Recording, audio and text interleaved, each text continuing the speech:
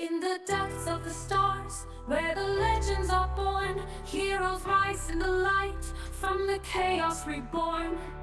Bound by a force that's ancient and pure, the Rangers unite, in their power secure. Man leads in charge of the fire in their soul. Bold and fearless, they're in full control. With every strike they ignite the flames, guiding the team, never stopped by pains. Who's got the brains with a plan in their hand? Strategic and sharp, they helps us to withstand. Calm in the storm, they see every move. Together we rise with nothing to prove. Never moves fast, lightning in stride, bringing the spark that lights up the tide. The heart's full of energy, lifting us high. They're the pulse of the team, the reason we fly. Peace got the grace, but don't be misled. They fight with precision, keeps us ahead. Compassion in battle, strength in their skill. Their spirit of justice will always fulfill. Rangers rise from the stars to the core, fighting battles we've never seen before. Legacy forged in the cosmic storm. Heroes unite in their morphing form. Black stands firm, unshaken and strong, with power that grounds us where we belong. They're steady in battle, never afraid. In their hands the foundation is laid. Queens of our force, untamed and free, with the heart of a lion, courage easy to see. Bring passion and drive, with power untold. Their unstoppable spirit is daring and bold. Light shines bright, beacon a guide, with wisdom that cuts the darkest tide. They leads us through, but the battles are tough. Their light is a force, steady and rough. Gold and silver, legends we praise. Their power and honor in countless ways. With their red strength, we rise as one. Together we fight until the war is won. With swords that roar and weapons that gleam, we're stronger together, we fight as a team. No challenge too great, no battle too long. United we stand, unbreakable and strong. Rangers rise from the stars to the core, fighting battles we've never seen before. Legacy forged in the cosmic storm. Heroes unite in their morphing form. As the stars fade away, their mission remains. The Power Rangers endure through struggles and pain. Forever they'll fight through all they must face. In the heart of the grid, they find their place.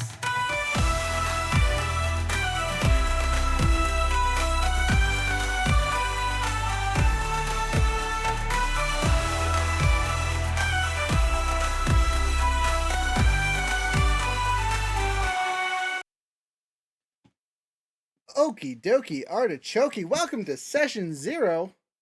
Excuse me while I fix my camera because it is being a butt. But hello, welcome to our session 0 of tonight's escapades. We are joined by 5 of our Rangers tonight. We are missing 2. One will show up a little later, and unfortunately, one of us will be joining us in the future session. But tonight's session 0, so we're just going over the basics, explaining characters, introducing things, and maybe we'll get to some fun intro role play. How we all meet up for the first time, kind of shenanigans and whatnot. Again, 10 seconds while I get this figured out. But we'll get people introduced and all that fun stuff. If you guys want to unmute yourself, feel free to do so. We'll start with our top left-hand corner, our newest member of our ES cast, Beaker. That's me. Hi everybody. I am Beaker. I mean, how would we want to? What do we want to talk about? Well, tell us about your stuff, man. You got a whole channel that we're super excited to support on some level. So tell us about what you do outside of roleplay. Tell us your roleplay experience. Just give us the basic intro. All right. Yeah. So, like I said, my name's Beaker. All my socials are essentially Beaker builds. Right now, I'm building Gunpla, so some Gundams. I paint minis, or at least I'm going to be painting minis. It's going to be a mix of things. You can find me right now Thursday nights on Tabletop Misfits, their Twitch channel, streaming 9:30 on Thursdays. So, yeah, that's pretty much it in a nutshell. It in a nutshell. Easy peasy lemon squeezy. Okay, well, we'll get to your character in a little bit. We'll get the rest of the intros because this is the first session for everybody. Hey, we have an animal in the room. The name might be familiar, but the face is totally different. Welcome our new anime waifu, Frozen. Hey, everybody. Nice to be back. Everybody knows me, Frozendad. Got a YouTube channel. You guys can check me out over there. It's mostly gaming stuff, and obviously a new face. So Gonna say I don't know what else to say. he was a man. He is now a bear. Yes, I was gonna say yes. totally revamped on pretty much across the board, right? So if you guys have checked his stuff out before, check it out again. It's all new and updated and fancy. So I got lots of Halloween stuff coming out in the next week or two since it's Halloween time. Got scary games and stuff, so nice. super excited about that. Next up, hiding in the corner there is the ever-present business partner, Younger. Hello, the other bear in the room. Well, as he said, I'm Rook's business partner down in the central United States. Been with Epic Sages since its founding, and been hanging around with this guy for years before that. So, glad to experience a new game. If you had asked me if I'd ever play a Power Rangers game, a decade ago, I'd be like, what? What are polyhedral dice? But now I've been sucked up into it. You got me running all the way back at looking at stuff from 1974 Dungeons and Dragons now, so I'm stuck with the TRPG world. Fantastic. Going back to Beaker, how much RPG experience do you have? Because you've actually played this system before, so that'll be I important have for played people to this know. one. In general, I've really picked it up in the past couple of years as far as D&D goes. Try and get a couple of games. As you know, games kind of come and go. They can last long, they can last short. So I've got enough, at least like book knowledge to go along with and be able to talk a good conversation. As far as like table time, I'm low on hours. That's okay. But We'll kind of changing. Yeah, that's changing right. Now as we speak. As we're That's talking. right now.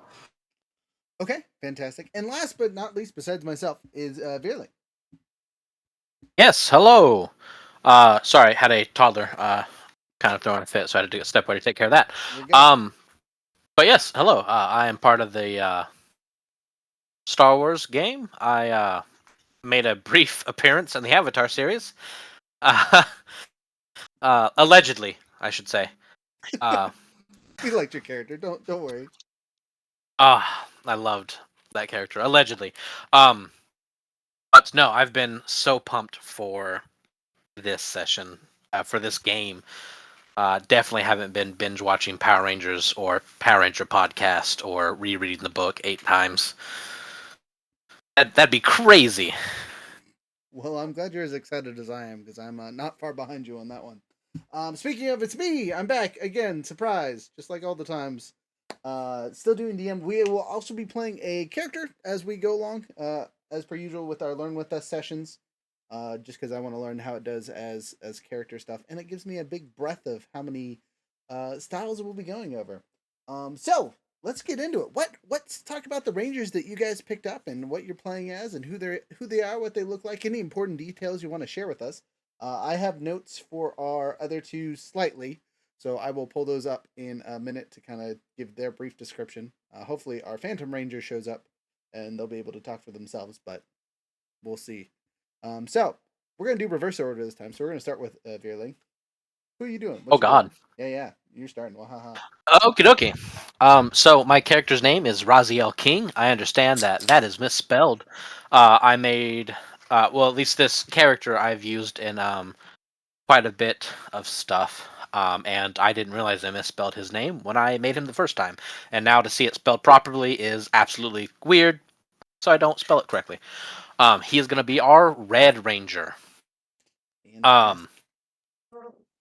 He is a very big boy. He's actually the tallest character I have ever made. I actually made him a little bit taller for this game. He is a flat 7 foot. And he is a beast of a man. Kind of dark skinned a little bit. Very curly hair. He is very soft spoken. But he is built like a brick house and hits just as hard. But he is an absolute sweetheart. and he really just he's about one thing, and that is his wife. About that wife, though. All right, He's about that wife, though. I'm gonna do my best not to kill her off in the first session. Promise. Man will be devastated. You will see him go psych. He will become a psycho ranger so fast. Noted. Noted for later character development. Perfect. So Red Ranger, all about the wife. Cool beans. I'll kind of get into the extra background stuff in a minute for your previous teams and whatnot, because there's some special stuff about this campaign that we want to go over and confirm with you guys before I solidify it in the lore. Next up is Younger. Younger, who are you doing? Ooh, okay, so my character is named Nathaniel Horn. From his original locale, he was a lieutenant commander in the Navy, which is an 04 equivalent to an Army major, if you're familiar with military ranks. And his specialty was within like the maritime duties was in regards to training animals for naval operations, right? So that is a little bit of background information as to his character. He also had a wife, keyword had. In order to get promoted, you obviously have to get divorced, as is tradition. Anything? This is a joke. I was in the military. I am not actually divorced, but that's a running joke. Usually a month enlisted to become sergeant major. But yeah, so he's got nothing to live for but the job. Mission first. Got to put the mission first. Mission before family. What's wrong with you, Mr. Red Ranger? It's going to be a great source of conflict. I do appreciate that. Okay. That's going to be a wonderful source of conflict. Right? Jumping over to our handy dandy bear up top here. Frozen. So life happened this week, and I did not actually get to fully flesh out my character. I am still working on it. I have the ideas that are still coalescing, but they will be ready before session 1 for all of the things. Right now, I have a placeholder name, but I don't know how old everybody else's characters went, but I think I went with the oldest of us, playing like a fully adult ranger. I'm gonna say Rye is I made him 28. Okay, well, yeah, there's only a couple of years difference between us then. Yeah. I was gonna say I'll get to mine in a minute, but he's not young either. Mine's 30. He's actually older than real me. Well, apparently I was wrong entirely. See, that's just how it goes. But I am our group's Black Ranger. So expect to hear lots of really bad puns and poorly timed cracks. Perfect. Because, yes. Exactly what we need. What is your tip name for now? And we'll change it in the archivist later if we need to. My temporary name for now is James Graydon, but that was a placeholder before I started working on my backstory and my background and where I'm coming from. Okay, we'll kind of go over that in the session 0. Since you haven't made yours, we'll actually just get to use you as an example and go through it. Wahaha. Woo! You're the guinea pig. And last but not least, besides myself, is Beaker. Yeah. So my character's name is Tyron Cinerix. Just call him Ty. He is our resident, I guess I am our resident Purple Ranger. So I guess I'm the youngest then, 25. Hey. I may be young, but I've been through some shit too. About 5'11", black hair, tends to be about shoulder length, but tries to hold it up in a top knot as best he can. Athletic build, green eyes, typically found wearing a kind of a purple robe with a white undershirt. If you remember Trey of Triforia, very similar outfit, but purple instead of black. What's purple? Yeah, so for those of the people that don't know the Power Ranger lore, can you explain the Triforia stuff and what that's all about really quick? Yeah, so Triforia is another planet in the universe of Power Rangers. The inhabitants there are very in tune with their emotions, and as a result, a ritual that they happen to do is they split into three different beings, each representing one of three main emotions from the central being. Um, Tyron has not undergone the split, and there's a lot of things to come through with that I hope we get to explore. Um, so yeah, I think that covers pretty much the gist of a Triforian. Gotcha. I am not a human. He's not people. He just looks like Interesting. it. Yeah, because I mean, Triforians do look mostly human. They're just They're humanoid, yes, but they're not. It's like Andros. He's humanoid, but he's from another planet. Yep. Yeah. They looks like the people. They ain't the people. Yeah, they're not monster people. They're not monster people. In case I didn't say so, I'm the Blue Ranger. Important note. Yeah, I feel like I skipped that. it's in your title currently, so that's good. Though since you're playing our other game, you might as well change the Blue Ranger into whatever your other character's name is. But not now. Last but not least, at least for now, for me, again, I'm going to give our other two characters a little bit of time to catch up. I'm playing Carter Coilsbane. He is 31. If we're worried about ages, he is our Green Ranger. I have great pictures and arts of this man. The descriptors that everyone has given me feedback on have been mean and unkind, so I'm not going to share it. But anyway, think cowboy. Everything Carter is about is cowboy. He's not a zoologist, but an animal handler that works with local zoologist. 5 o'clock shadow, messed up hair, hazel eyes, tanned complexion because he stands outside all the time. His off-duty job is animal handler, right? All of his themes for both the Power Ranger get-ups and things like that is all Western based. And yeah, so that's him. That's Carter. He is not 7 feet tall. He is only 5'9", so he is going to be considerably shorter than Mr. King in the corner there. So all that being said, all that being done, that's the easy background parts. Now let's get into the emotional bits of our backgrounds and kind of explain the core theme for you guys, right? So we'll be playing in the town of Dogwood, spelled DAWGWOOD, Dogwood, because it's got that dog in it. And the dog is Time Fissures, right? So all of our Power Rangers that we're playing as here will have come to Dogwood by chance, accidental transportation to the town of Dogwood, because you are all Rangers out of time, or at least you were. This is the first question I'm going to have for you guys for session 0. Do you guys want to have established residency here for a while, or is it going to be like we're starting fresh? We just came out the portal and are meeting up together for the first time. Either way is okay with me. Having an established setting will make it a little bit easier for you guys to have a quote unquote held home where like you've had time to set stuff up and it makes sense while you're working together and things like that. I'm fine with a we've been there for a little bit. Okay. Instead okay of that with that. awkward, you just met in a tavern. Except it's a time portal. I think I can go with that. Okay. I'm more privy to, hey, I just popped in.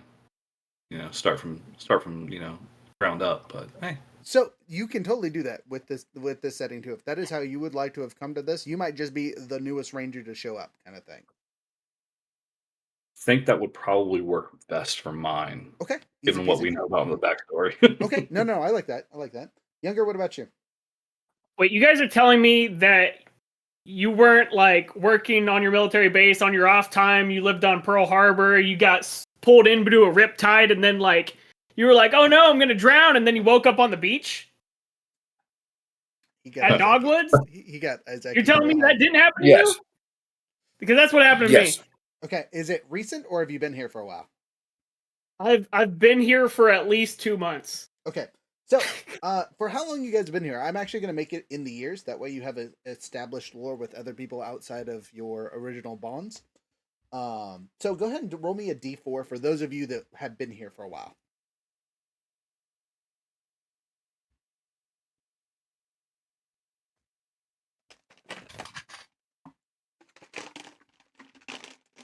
say this and then I realize I also have to roll a d4. Hey, Max, let's go. I've been here forever. 1. As have I. Okay, so we got a 1, a 4, and a younger. What'd you roll? Apparently my 2 months is slightly longer than anticipated, as it is 4. It is also 4. Would you like me to make it 4 months just so it feels more in line with what you were thinking? Yeah, Okay. absolutely. So you've been here 4 months. You have enough time to have established a day job, and you have outside work, so you're not going to have to worry about finding that. That'll be part of the stuff that you come up with before session 1. But having a secret identity is going to be important, right? New Ranger. They get aquariums here, right? I'm going to give you days. So go ahead and roll me a d6 and see if you've been here less than a week, how long. All right. Oh, another has joined us. It is Chaos. That'll be 4. That'll be 4. Okay, so you've been here 4 whole days. 4 days. 4 days. Let's go. All right, I'm going to move this symbol out of the way so it's not covering up Chaos's stuff.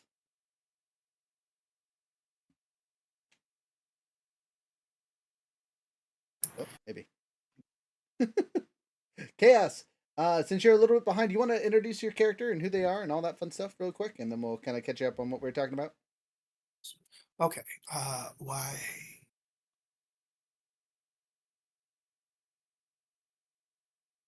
Can you hear me now? I see you. Can you hear me? There we go. How about now? There. Yeah. I can hear everybody now. Yay! There we Okay, go. good. Okay, well, you're a little bit behind, so we're going to jump right to you really quick and catch you in on how who you are, who you're playing as, basic description of your character. Okay, so my name is Robert Tucker. I am playing the Phantom Ranger Ellie Traster. The basic description for her is she was Peter Quilled, Hal Jordan comboed from her Earth when she was young. Effectively, she was taken in by the Phantom Rangers after a Phantom Ranger was lost near their sector of space. Uh, Morphing Grid has its reasons for taking who they take. She was effectively raised by the Phantom Rangers, learned stuff from them, and she got her Phantom Ranger abilities when she was old enough. And that's pretty much the basics of it at this point. Fantastic. And kind of like our Purple Ranger, you will be arriving shortly to Dogwood. As you are actually not from an alternate universe like the majority of us. This is your home universe. This is your land of the bold, your home of the free. Dogwood is under your domain, and you have been assigned by a higher up to this Power Ranger squad that is newly forming, which we will get into shortly. But with all that being noted, how long have you been in Dogwood? I'm going to need you to roll a d6 to see how many days you've been here as well. Oh, geez. Hang on. Let me grab my dice. Forgot to grab those. Let's see here. Yeah. All right. Nice flat surface there.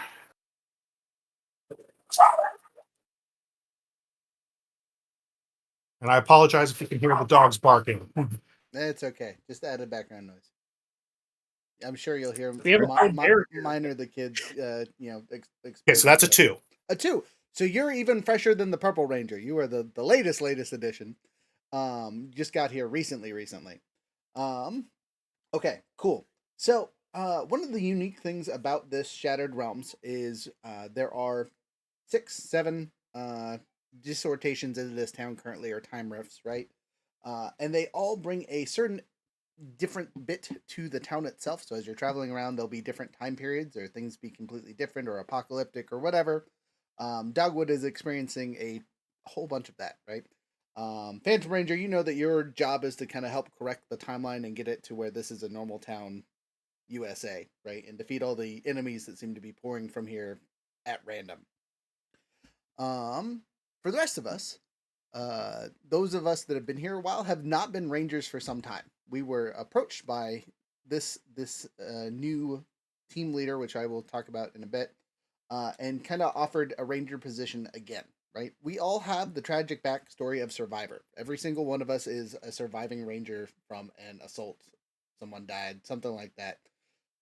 Younger, yours was 4 months ago when you were drowning in the water. Something saved you. The morphing grid sent you to another place, and you ended up here. And you haven't really figured out why, right? My character has been here for 4 years recovering. Though, as a side note, my character is also one of the few that has brought someone else from his timeline with them. So there will be another character or two that are from my original timeline. And we'll get to those fun background people in a bit. Frozen with yours, we will kind of discuss that shortly because we got to figure that out. And then obviously, new death, new pain, sad face over here just lost his team. You have had very little time of recovery since it's been 4 days since your team got marked. And Vierling, your team got marked, what, a year ago is what you rolled, a 1? Yeah, I rolled a 1. Okay, so your team, you've had some time to mourn and grieve and whatever, but you and your wife have had enough time to establish a new home here, right? You're living here, quote unquote, comfortably, and you were reached out to by. Sorry, I gotta pull up my little personal notes here. And I gotta scroll and scroll and scroll. One of these days it'll be quick to go through. Unfortunately, I've inputted a lot of information. Let's see here. Some more Dogwood stuff. Before we get too far, is there any questions you guys have about Dogwood that I can kind of talk about ahead of time? Definitely a port town, right? Yes, there is a large port, and it actually goes around a racing track. So they have a racing track built out in the middle of a port. It's gigantic, but they built it forever ago as a safety feature because racers would crash and hurt the town itself. So they built it out in the middle of water. So if a crash happens, that they fly off into the water and don't hurt anyone else. Some Mario Kart business, got it. 100% some Mario Kart business. Yes. On my new job. I mean, totally is an option. So you guys know you were messaged or talked to by a character named Veyron, Veyron. He is our equivalency of not Zordon. Yeah, I guess that's his name. He was a student of Zordon, and is kind of taken the spot in this universe where he is the non-existent figurehead that gives you assignments and missions.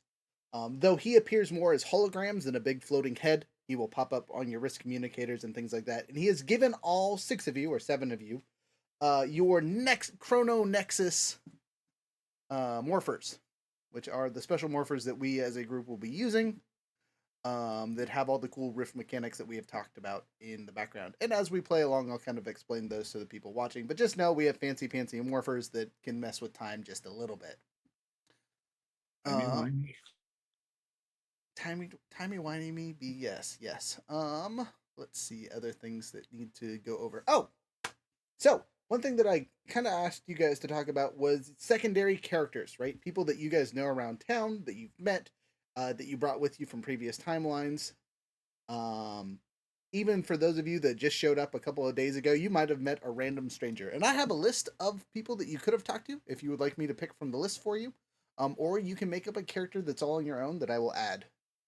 As a side note, the base itself is missing 3 critical characters to kind of run and do it, which we might pick up story-wise as we go along. Currently, right now, we have a base commander, and that's it. I think. Let me before I lie to you, let me 100% make sure on that one. Gosh dang it, I gotta scroll again. I'm just gonna delete all that. That's all in the way. I don't need it. Yeah. So the field positions is Laura Hawk, which is our command leader. She's the one that is responsible for overall strategy and decision making for the Rangers. Laura here is our equivalent of Alpha 5. She is the tech guru, the intelligence Yahoo. She is the one that assigns us and tells us where to go and be like, oh, we need the Rangers. Whereas Veron is the eye in the sky and kind of sees things ahead of time and has all your would-be database information to tell you about the threats and dangers you're facing. And is the one that assigns, hey, it's time to call in your things. It's safe to call in the Zords. Speaking of the Zords, we will be doing our best to appear to the non-escalation pact, right? As much as I enjoy murking people, it will be very important for the mechanics of this game that you guys keep to the 2 rules for Power Rangers: no personal gains and no escalating force without reason. Now, if you bend those rules because it makes sense, we'll talk about it in time. But those are the 2 things that are very important for playing these characters. And you, all being previous Rangers, know the consequences of trying to escalate things before you're supposed to.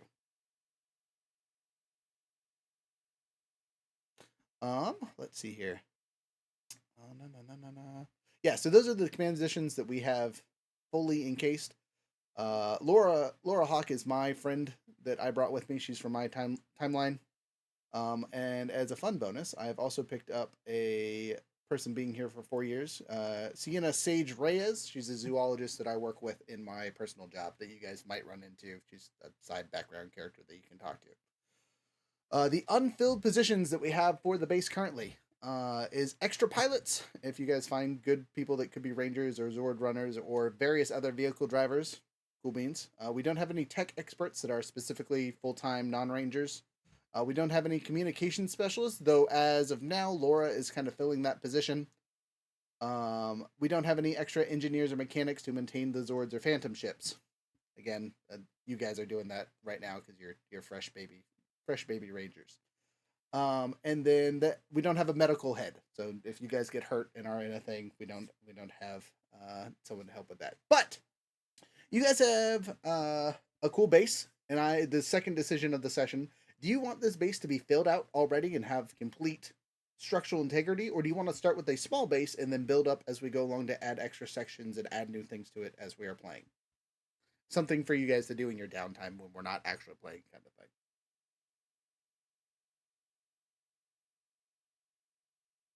Yeah, it's probably best if we have something smaller and just kind of build up, kind of levels as we do, sort of thing. So as of now, the only position that is needed to be filled is the communication specialist, which again Laura is kind of filling in for. Your guys' headquarters is in the industrial section of Dogwood, and it is hidden, so it's not in plain sight. No one can find it unless they're looking for it. And that's where you guys go to do your rangering stuff. Your Zords, kind of like regular Zords, kind of have their own pocket dimensions that they pop out when necessary. And I think that's a good segue to talk about them. So let's talk about your Zords. What are you running? We're gonna start with Younger. Younger, you got a fun one. So what's your Zord? What are you running as? Oh boy. As I told you, my character's job, in the regular world before being brought here, was training marine life. And so what better way than having a narwhal Zord? Okay. That's the majority of it. The weapon is the horn. I bet you couldn't have guessed. I might give a tail schwack every now and then. I can swim fast. Which might actually be important for this map. Just saying, there's a large section of the map that is just water, and I think Younger's character is the only one I can go on water with the Zord. That's it. If we fight any water creatures, it's going to be helpful. Okay, jumping over to Beaker. I'm coming in with the Amethyst Stag. So a nice buck. Fight with the horns. I can do Fight. some kicks. So. Now, question with the horns: is it a melee attack, or do you fire lasers or rockets or something out of them?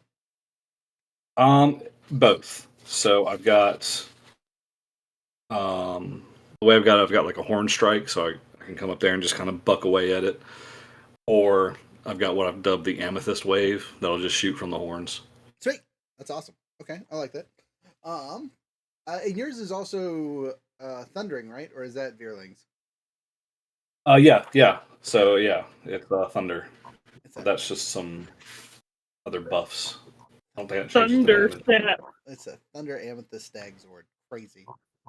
Got all the modifiers on it already. All right. Speaking of Vierling, what's your Zord? What you running? I am running the Red Wolf Zoid. Zoid. It's Wrong series. Zoid. Sorry, Zord. Apologies. The Red Wolf Zord. The modifier, the trait, or the free trait I got on it is Titan. So it is towering already. And just like Rye itself, it's not very quick, but it will hit like a truck. It uses its claws. And I kind of used the Mighty Morphin T-Rex Zoid as the bare bones, so its roar will also be like a ranged attack. It'll be sonic. Solid. I like that. Yeah, man. When we talk about Zords in combat, I'm gonna have some questions about that because the baseline stuff is silly. Speaking of silly baseline stuff, let's jump over to our handy dandy Phantom. Since you have the most unique Zoid out of the Zords, you got Zord, yeah. Well, dang it. because the Phantom ship is not actually a Wrong Zord in fandom. the strictest sense. The Phantom ship is literally that's what gets Ellie from place to place. And in the event that she needs, assistance with a larger threat, she'll call that in, and it's got a nice spiked ramming to it, but it's going to shine mostly in it's going to shine mostly with its lasers. So it's got a good laser firepower, and that's what it's mostly gonna rely on there. Pew pew at range. Air support Pew pew. superiority. I like it. Also, this ship is able to 0G, which means it's ground, aerial, and space. But I also gave it aquatic as well. So if I've got to assist Narwhal over there, Nice. I'm ready to do so. So, as a side note, does it allow for other crew? I know crew compartment is another upgrade for Zords, but does it have? Yeah, that's another upgrade, but Okay. maybe or maybe not. I don't know yet. Okay. We'll see. So for now, it's a personal starfighter essentially. Mm-hmm. Okay, cool. Just a fun mechanic or question. What does it look like? Do you have a cool design for it yet, or is it just kind of a black brick that goes up and blows things up? I didn't design anything for it specifically, but it's pretty much. If any of you watched Power Rangers Turbo, you remember the Phantom Ranger had his own ship. I'm pretty much going with that kind of look. I figured that's probably some kind of core fleet type thing. Okay, easy peasy. That makes sense to me. And for our incomplete Ranger, our Black Ranger, what is your plan for your Zord that you are crafting currently? Helps to talk if I unmute the mic. I was gonna say it looked like you were trying real hard. My Zord is a dragon, actually. An Asian style lung dragon. Ooh. What's special about Here, it? I thought it was going to be a bear. That'll be his Wow. next one. When he becomes a ninja ranger, he'll get the prayer one. So I'm scared. I'm still kind of going over some learning stuff. For melee attack, it's obviously can use its claws, but its ranged weapon attack is actually a fire breath. It's an AoE blast attack. That was his secondary upgrade, was the enhanced attack. He got or blast attack, whatever Okay. it's called. So he can hit lots of people all at once. Yeah. Yes. Oh, speaking of, most of you have Combiner for your ability, for the exception of Phantom, right? Phantom, you don't have Combiner yet. You gotta wait till the first upgrade. No, yeah, don't. Okay, later, soon, shortly. The advantage for the Phantom is you get your ship off the bat, and our Gold Ranger will get their whatever Zord they're running with from the get go. They don't have to wait 3 levels. Yeah, Combiner. What Combiner stat did you? Oh, I guess I should go over my Zord first. Sorry, my Zord is a Titan Python, so it's a gigantic snake. Its weapons are, it has an extra weapon, so it has a constrict ability, so it does a grapple check or melee check, whatever you want to call it, and then for every round an enemy is stuck in the grapple, it takes 1 damage. Instead of doing 3 damage like my other 2 weapons for being a Titan, which are a laser eyes and a fang bite. So that's the Green Ranger's giant thing. It's gonna be mean. Our Gold Ranger is running a pyramid, doing very Neo Ranger aesthetics. Okay. So combiner, where are you guys at in the combiner? When we shove our Zords together, what are you doing for the 4 or 5 of us that have things that fuse? I'll start I with was mine. thinking I'd be an arm. You're an arm, right? Because you wanted to do the defense, right?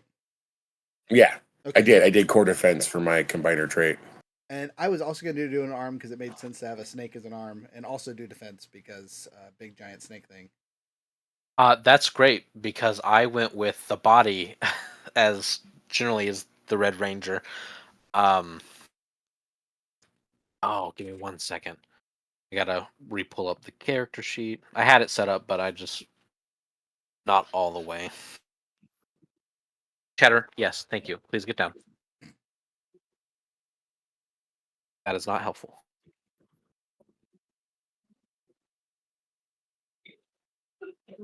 Okay, wolf body. That leaves Younger and Beaker. Beaker, what are you being for us? I honestly didn't even think about it. Okay, so there is traits and things like that. Since you're going to be a stag, I think it might be interesting if you did the weapon core mechanic to where you transformed into our whatever our big weapon is for the Zord. Oh yeah, kind of like use the horns as kind of a staff or something, Yeah, staff is exactly what I was thinking. Um, or even a boomerang. ooh, a boomerang. That'd be kind of cool. I'd be all right with the boomerang. Be a foot, and have the horn as a boomerang. Okay. So foot for the body, and then weapon being the boomerang. Cool. I like that. That's a cool thought. Um, for mechanics wise, there is a note in the Zord's mechanic that does something special since you're going to be the weapon one. And then that leaves you, Younger. I would also say a foot would be an easy one for you to take there, but do you have a special focus for the combiner trait? I could read them off really quick if you don't have an idea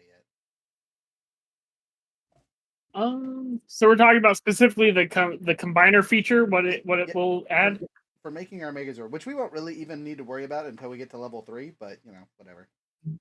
I mean, give it a swim speed. Make it a tail or something. Right? Okay. We need swimming. So let's see here. Move. Right.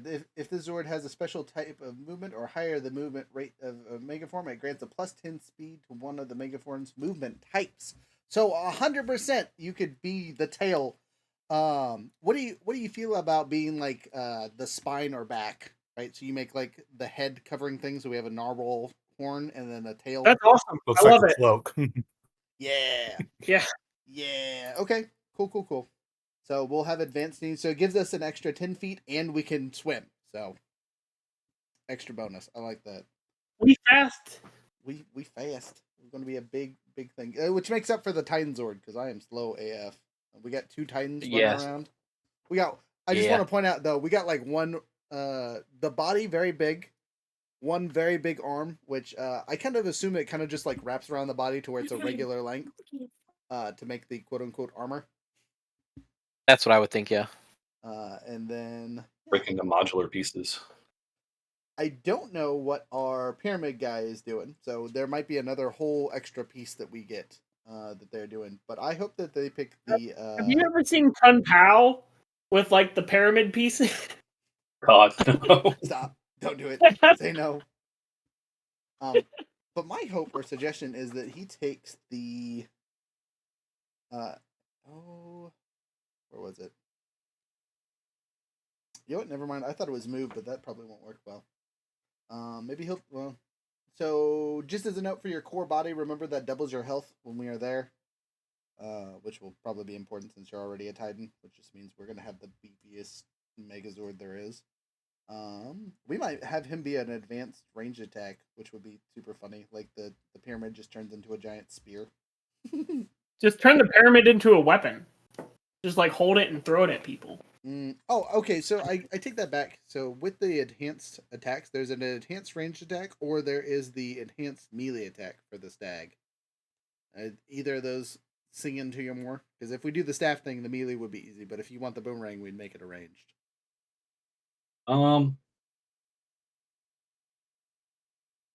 Let's just make it a staff. That's fine.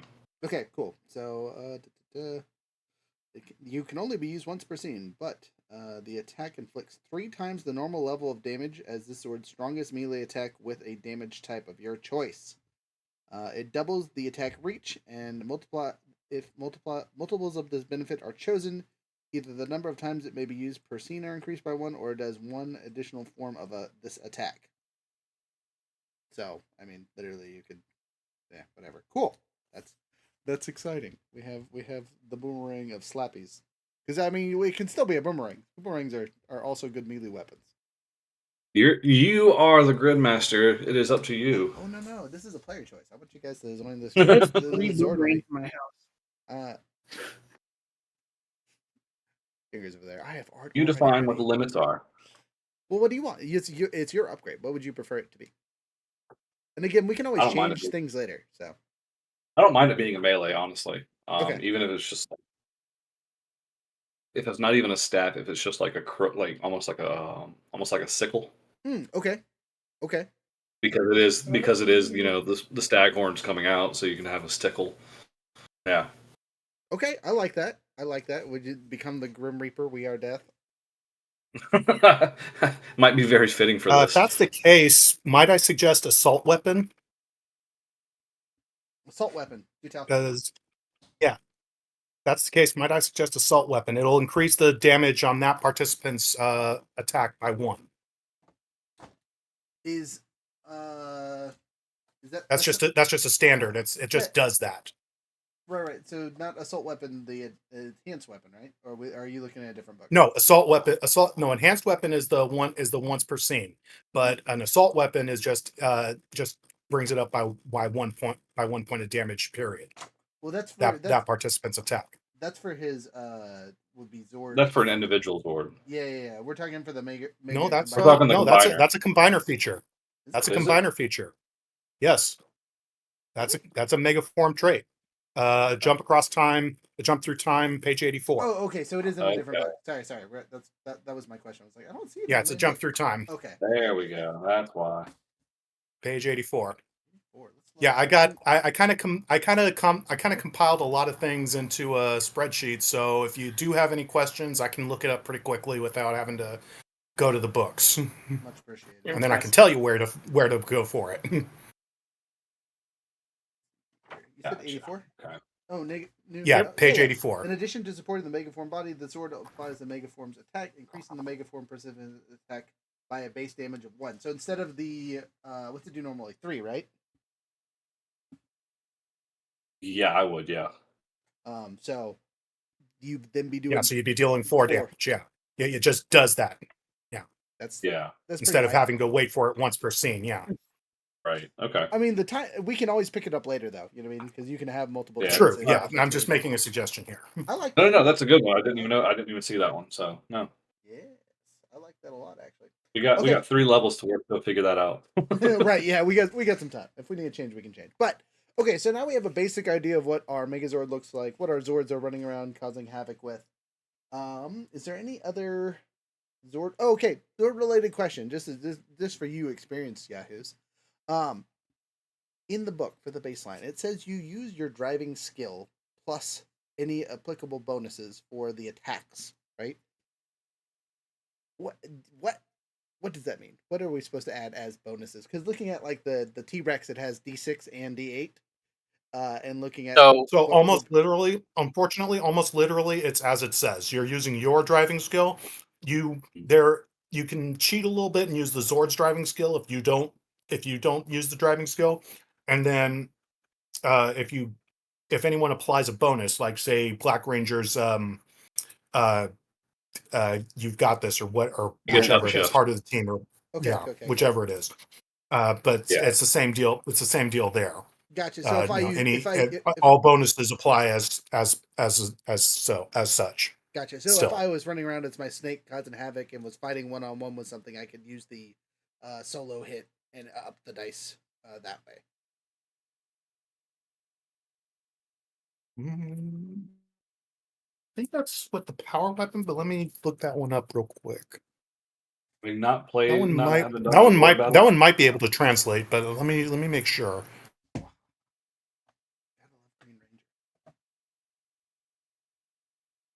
might work.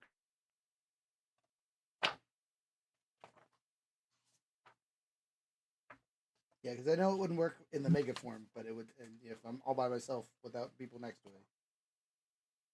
Yeah, I think that could translate, but even if you but the solo strike would have to be yeah, again, because no other ally could be adjacent to it either, so that would mean everyone else is staying away. But I think it could apply. Yeah, it isn't just power weapons, right? That would be a real double for us. Yeah, I don't. Yeah, I think it was meant to be just strictly as the ranger, but I don't think it's written to say that specifically. Nope. Starting at first level, the Green Ranger is skilled at picking a single target and going at it one-on-one.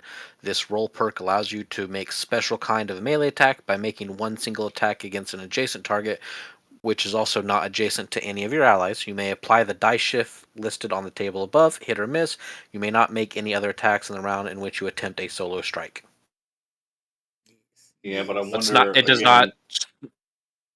I would say it's probably grid master discretion. Okay. I'm going to say the same thing. Yeah. I ain't gonna Yeah, worry about follow it the at this rule. point then. Really cool. All right. Well, good thing you have a Green Ranger on your team and not fighting you to start off. Okay. Let's see. Other things that you guys need to decide. So again, between now and session 1, we need to figure out your companion or friend or someone that you know.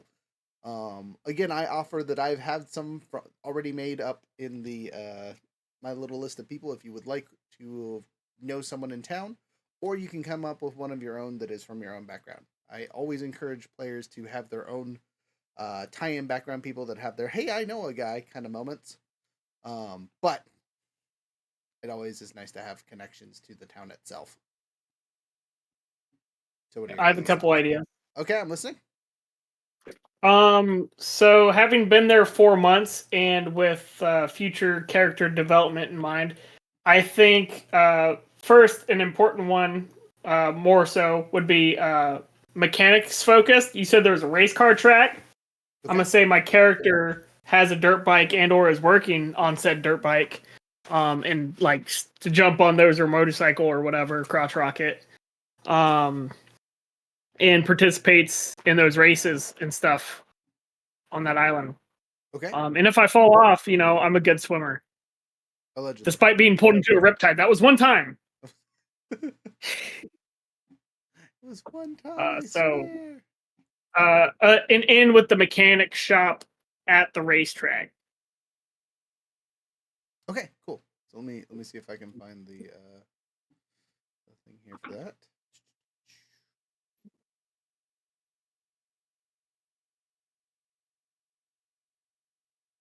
So you know a person named Cassidy or Cass Reed, or her nickname is Cass. A tough, no nonsense customs agent at Dogwoods Port. She's seen it all and doesn't trust people easily. Cass is very wary of the Rangers at first, so now, especially considering the growing tensions around the port. However, she might open up. That's your Okay, that's, Caspi. that's your friend. All right. Anyone else? I've only been there 4 days. You have only been there. You might run into somebody though. You never know.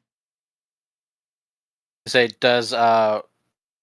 say I'm fine with Pride, just his contact being his wife, unless Okay. we want something else to be I will, there. I will allow another, but if you just want her, that's fine.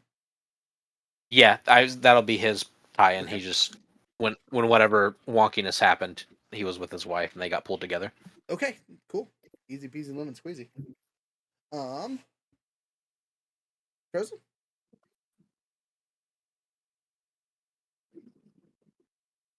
Need to look back at this a little bit, but Ellie's not been here too long. You said like she's been here for like a couple days. Literally a couple days. So you won't know this Yeah, person very so well. It's just a connection. yeah. So this is problem. So she's, she's very culture history type. So she's probably been hanging around the museum trying to get an idea of what this town is actually like.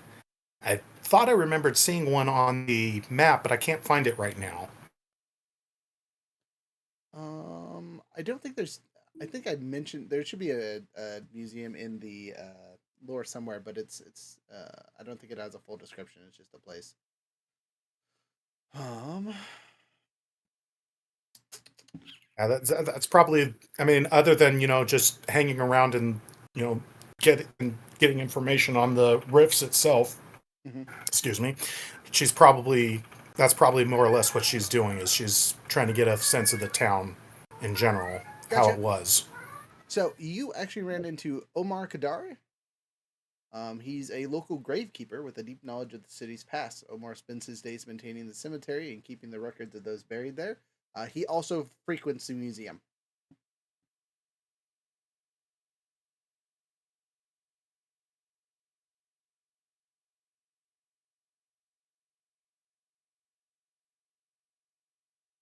Speaker?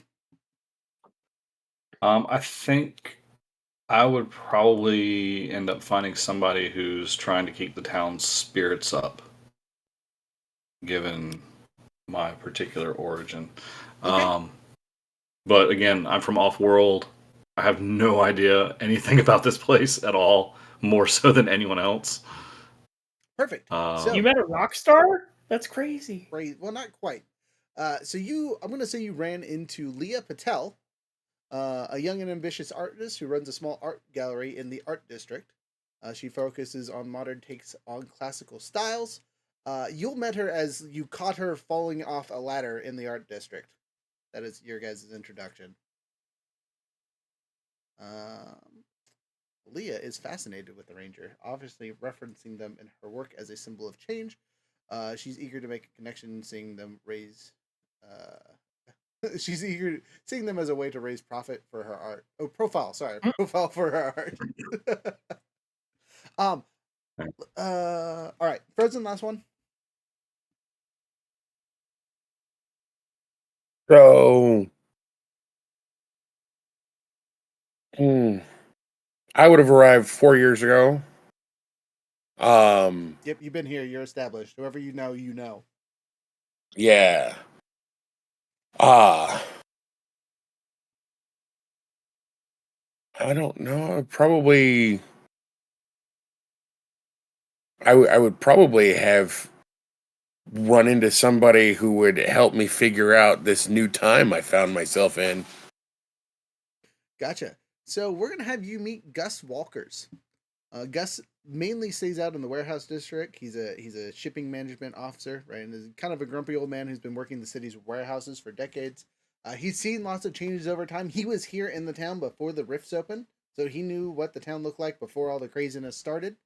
You guys will know the rifts occurred 5 years ago, so a year before any of you guys even showed up.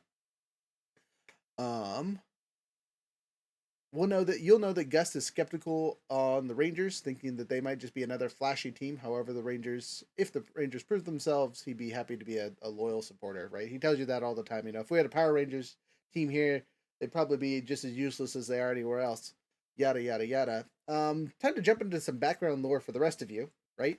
You are on the Shattered Hope dimension, right? The Shattered Hope universe, and all this means is the Rangers have been losing here for a long time. Besides all of you guys having teams that have died and failed and all that fun stuff, every Ranger team that has ever been on this universe has been defeated. Whether they came to a draw with their big bad, or were defeated the first time they went into combat, it has not ended well for any of them. You guys might be the change that changes things, but This is the first time you have won. Now going to the Phantom, you have a great example in your background because that's exactly what happened to your first team. So, one of the new rules that we've implemented as for being a ranger is they stopped recruiting kids relatively early on. The Mighty Morphin Power Rangers did not defeat Rita Repulsa. She wiped the floor with them because they're kids and have to sleep from time to time, and she didn't. Right? Was not the friendly cartoon version. She was an evil dictator that launched attacks from the moons and smote them while they were sleeping, kind of thing. So just know that the enemies you face will be underhanded and not good. But Oh wait, the enemies will have intelligence? yes, yeah. Unfortunately, again, Oh man. the themes of our that we I picked hate out it and when you're talked about. smarter than me. The, Dang it. we did talk about this in our pre-talking. Right, is the tones of this aren't going to be excessively dark, but there will be possible dark moments. You guys are heroes. We're going to want you to win, but on the downside, if you goof up, bad things will happen. Your choices will matter, right? If you decide to, I don't know, not repair your droids, your Zords after a battle, and instead go goof off at the casino or something, bad things will happen the next fight. Those kind of things, right? Now, not saying we're gonna get into the minute details of everything, but if we, say that your Zord, gosh dang it, gonna get me the entire time, I swear. Your Zord takes an excessive amount of damage. You're gonna need to spend your My free bad. time, right? You're gonna need to spend your free time working on it, kind of thing. Other things that we need to go over for establishing lore and settings and things like that. Trying to think, is there anything that we talked about in our private chat that I need to bring up here that other people should probably be clued in on? Hmm. I don't think so. Okay. That's exciting. Now we just get to go over the minute details of our characters to kind of explain what we build, why we built them, what they look like starting level 1. Oh, there is one more decision for you guys. Experience. Again, we talked about this in our group chat. I really do want to do the every session gets us a level kind of thing because of the episodic style of what we're doing it. But do you guys have any strong feelings on the doing it over multiple sessions? Basically once a mission is complete is when we level. I mean, I I'm guess okay with as that, long like as every 1 or 2 sessions. Yeah. yeah, it's like as long as it's like as long as the mission itself is probably like 1 or 2 sessions, that seems doable. Okay. Yeah. Okay. Yeah, okay. that works for me. Okay. That's I can work with that then. Expectations for you guys. We will be doing at least 10 sessions of the system before we do our qualification session. And then afterwards with that, we want to do the full range. So we want to go from 1 to 20. So we're looking at, if we were doing every 1 to 2 sessions, we're looking at 30 to 40 sessions is kind of the time commitment. Now, obviously, as I've talked to you guys before, if you have to drop out because of real life or whatever other issues, it's not going to hurt my feelings. We'll get it worked out. But I just want you to know that's kind of our thoughts behind things. A couple of you been through it a couple times, so you guys kind of know the process. Wahaha. Yeah. Any younger? Am I missing anything important or expectation? Oh, before we get started, safety cues and all that fun stuff. Is there any major triggery things that you guys need to tiptoe around? Again, I've talked to you all personally in our additional interviews and stuff, but it's good to have it on video so I can look back later and be like, I don't talk about that. I think haven't there's some. found it. I think there's some general Mess me ones up, that are fam. always good to like remind people. Like, I really don't want to see SA or assault like that in any way, shape, or form. Easy peasy. Yeah, I think the one we talked about was mostly it's like, don't don't personally involve the children. If there's, we understand casualties happen, but don't like get the children Don't like shoot the children running away. Got it. personally. Yeah. Easy peasy. Yeah. Bad guys are bad guys. Let them attack adults, not children. Got it. Easy. Don't Skywalker the kids. Don't Skywalker the kids. Yeah. Okay, noted. Bad My guys whole with moral character- codes. they have slight moral okay. Slight moral, yeah. Like, yeah, okay, like, yeah, we know some of the kids are going to die, but that's like in the background sort of thing. We get that. It's like, Okay. we don't Noted. need to see it on camera. Noted. Okay. I will avoid attacking the school periodically. Anything else that needs to be mentioned? Those are all relatively easy. So Just avoid generalized upsettingness. thanks, Don't Younger. say the mean things. That's super helpful. No promises on the mean things. I'm a mean DM. Ask my last group. Uh, so, with all that being said, we kind of have a baseline. As long as we don't do anything highly inappropriate, we should be fine. Which, again, surprise, surprise, we probably won't be an issue anyway. Mad. Also, Oh, really quick, cutting in. I know. I'm sorry. As an experienced player with Rook, he is totally cool if somebody has an issue with something that is said or done. If you speak up and say something, we avoid that. right. Yeah. Post something happening. If we go along and it's not okay, tell me and I'll fix it. Or at least I will do my best, unless it's the last session and I can't change anything. But that one situation aside. Okay. With all that, jumping into the fun character stuff, we get to learn about what you did and what you picked and what your ranger looks like, and the stats that they're rocking and how things are going. And we're kind of gonna double check each other here, and this is just making sure that all of our characters look right. Frozen, while we're going over our characters, this is a great time for you to kind of hand jam the mechanic side of things. I know you have a good bit of it done, but just in case you miss something, we'll go from there. So, if you guys don't mind, I'm going to pull up my stats and do mine first as we talk through. Is that good with you guys? Yep. All right. So, let me move this over here for all the lovely people on Twitch to see. Wahaha. We're going to scroll all the way to the top. Dun, dun, dun, dun, dun, dun, dun, dun, dun, dun, dun. Hello. All right. So, we got our player name. Obviously, Carter Colboyne. We got his pronouns, he, him. His origin. I ran with the oddball origin, which gave me an extra one free perk of my choice. Which was exciting. Its languages weren't great, so I speak English and Zabrian, which I probably should bring up because I am a Wild Force Ranger. My time has actually been spent in space, so I'm not necessarily an alien, but I'm definitely not Terran born, which might be an interesting talking point later. Let's see here. Talking influence. So we in our little group chat said we would have a max influence of 3. Because I'm forcing an influence on you guys, did you want me to count that in the 3 or no? I counted it. Okay.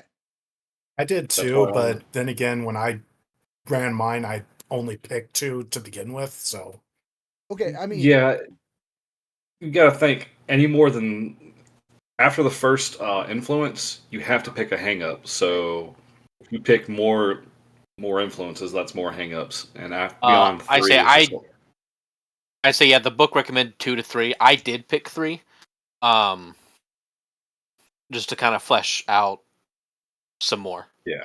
gotcha. So you picked 3 total, not including Survivor, or including Survivor 3? including Survivor 3. Okay, so we'll do that because I did 4 on mine. So I picked Beloved, Handler, Survivor, and Martial Artist. So I picked martial artist. That was the only one I that I also picked. picked martial artist. okay. We're I different martial also artists. picked martial artist. Okay, good note for everyone. I'm going to keep my background story of martial artist, but I will get rid of both the influence and the hang up for it, just to keep in line with everyone else. So I don't get the cool, hey, I can read him if I look at him for a minute. But I also don't have the silly must show off, which honestly for hang-ups is kind of like whatever. Your mother pulled you out once you went to your second session. Wow, don't say It's that. too violent. That'd be so sad. Seriously, that's a big part of my character. I don't want to lose that. Maybe I just don't consider myself one. You know what I mean? I don't look good at tournaments or nothing. All right.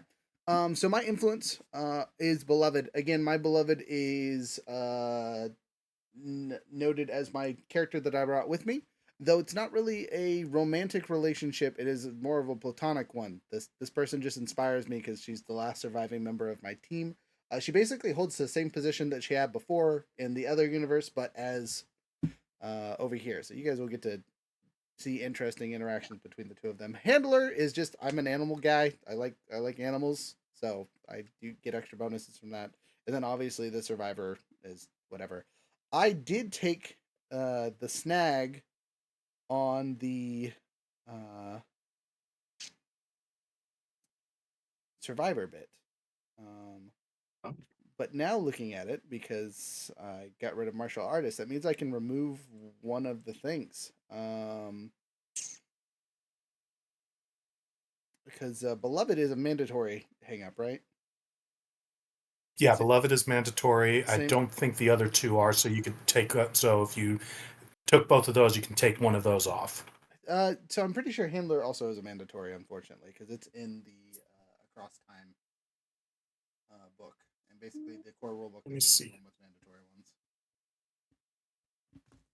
This is handler.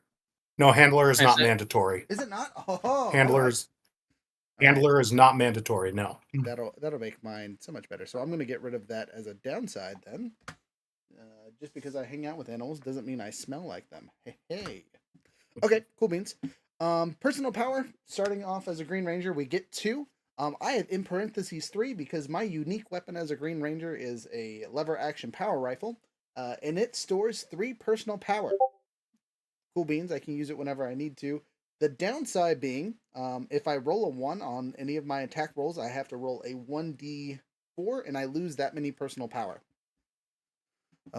So there's that. Looking at our weapons here, I think I've told you guys, but I'm running what I'm calling a pistol whip. Kind of a joke on the blaster blade. This is a pistol whip. The difference is it's a revolver and a whip, a laser whip mixed together. So the gun version has a range of 25-80. It does 1 energy damage, and it has the effects of fanning, right? And only a fanning 2 to start off, just like the revolver in the book.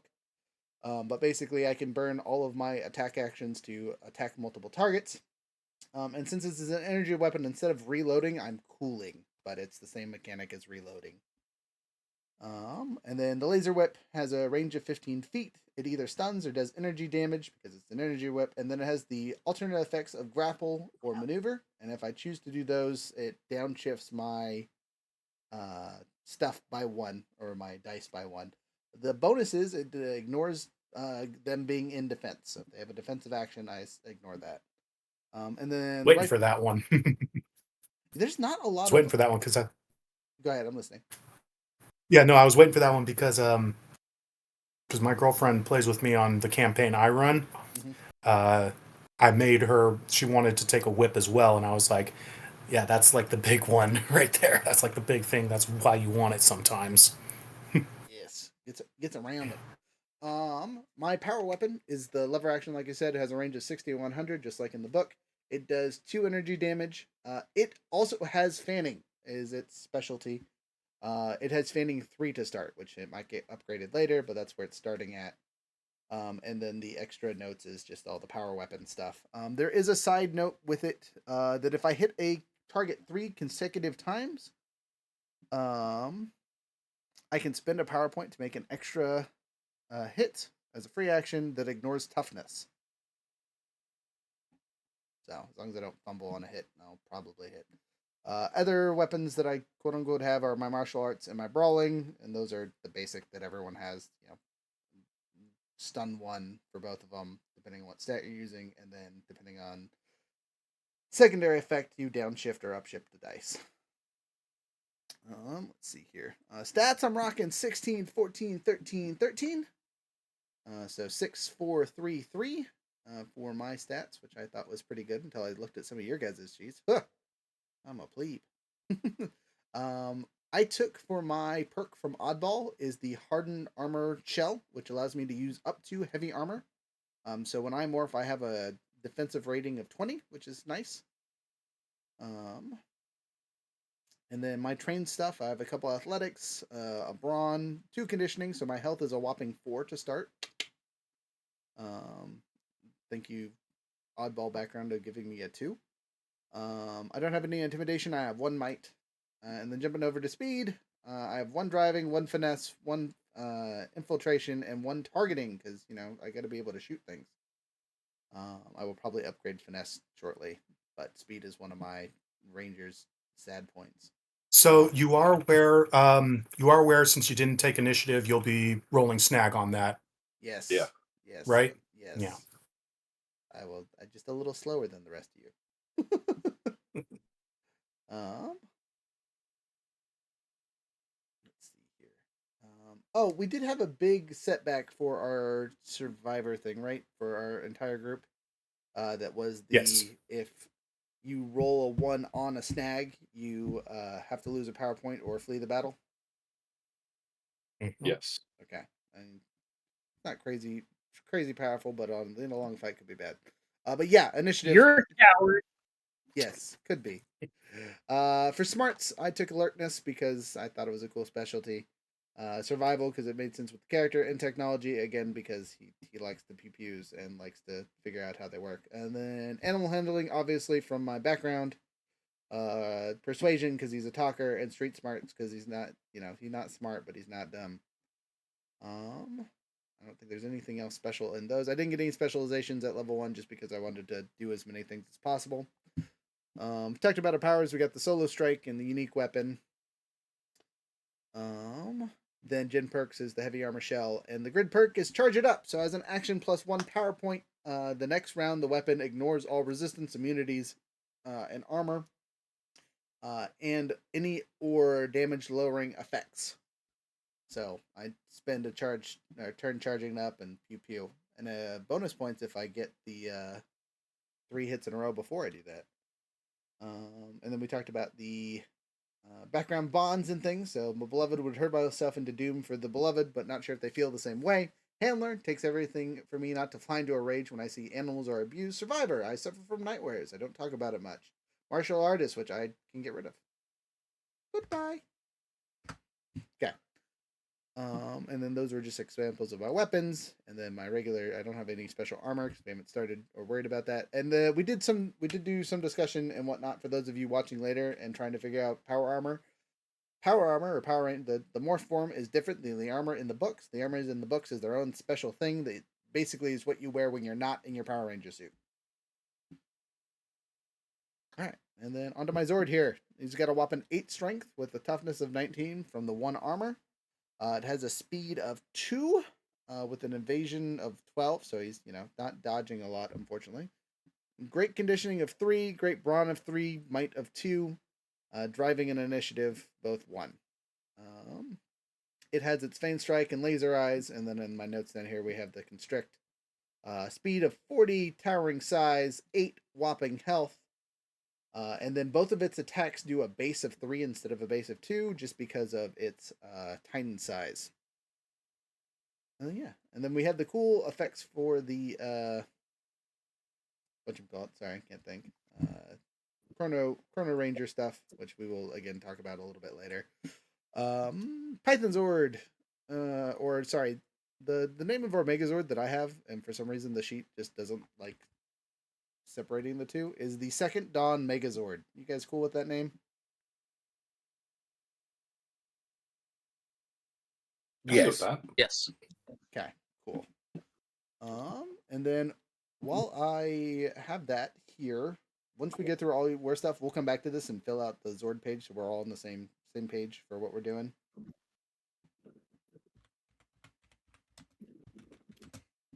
then we'll get back to our Gold Ranger because he'll probably change our stats anyway, but whatever. But I have you all in here at least. So, jumping onto our next person, since I've spent all this time explaining my character and all the people on Twitch got to see all my fun notes. Who wants to go next and talk about their stuff?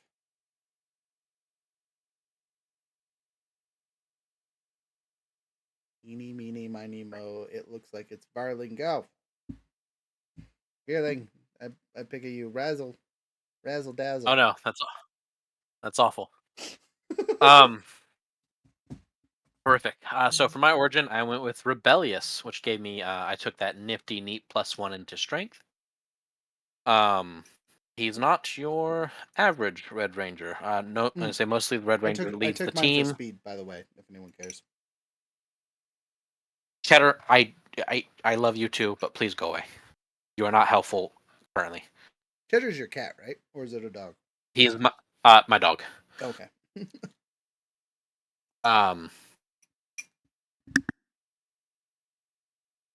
But yep, went with Rebellious. My starting health is 2 because living against the grain sometimes means sticking up for yourself. I went with the +1 on strength. So I gained brawn, intimidation, and might as skills I already have. I can only speak English. He cannot speak any other. And then my origin benefit is you can't tell me what to learn. You defy the system by learning skills and trades that aren't of the norm, letting you stand out as a truly unique. You gain any perk you have the prereqs for, which is neat. What perk did you take?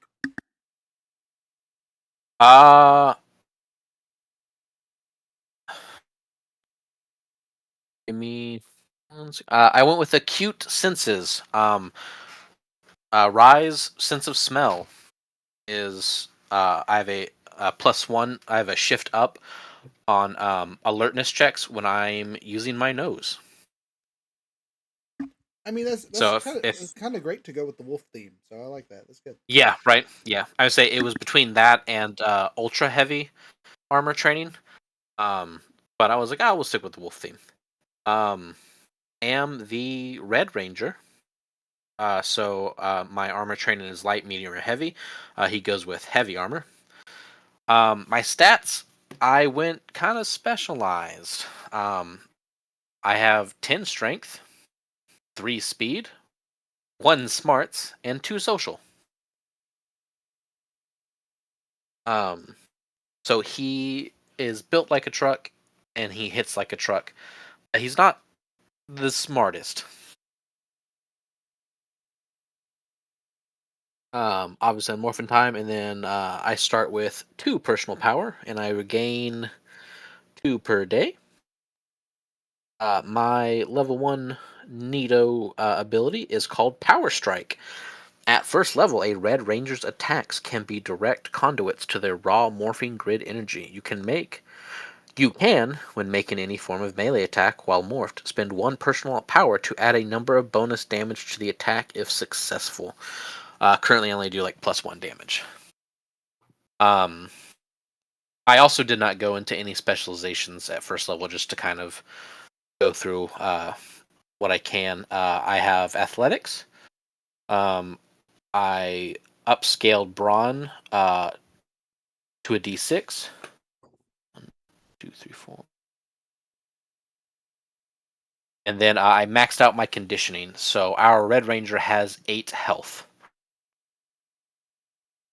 Wow. Yeah, he is What you just built told me is like a tank. all of the attacks are hitting you first. Everything is Basically, yeah. Yeah, no, but he has yeah, no, he's built like a tank. And then with the bonuses of might +2 and oddly enough persuasion 1. My speed I did put 2 into initiative, and then 1 into driving. My smarts is only alertness. And then my social, I get persuasion to be a Red Ranger, so I put those points in animal handling, oddly enough. And then my influences, martial artist, kung fu. He does a variation of tiger style. And then the mandatory one was survivor, so I took that hang up. And then the next one I took was caretaker, and I took that hang up as well because it definitely plays into his character. And that hang up is well, the influence perk is you gain an edge for all medicine and group checks, and give an extra edge to those you aid with lend assistance, which is neat. So if I just roll a medicine check, which would probably be survival or something, even though I'm not trained in it, I don't suffer a snag. It's just a flat roll, which is beautiful. Um, and then when I lend assistance to someone, they get an extra edge, which is beautiful. But my hang up with Caretaker. Your commitment to your charge takes priority over others, even those in more immediate danger. You will always ensure the safety of those you are responsible for before engaging in combat or even helping your team. And with that hang up, that is how his ranger team got destroyed without him. His wife was in the area, and he got Wait, her wait, out wait, wait. before. No spoilers. That's the next section. Oh, apologies. No, you're good. Um, and then obviously the survivor hang up of um, the hardships of your life have been traumatic and have left lasting effects in your conscience.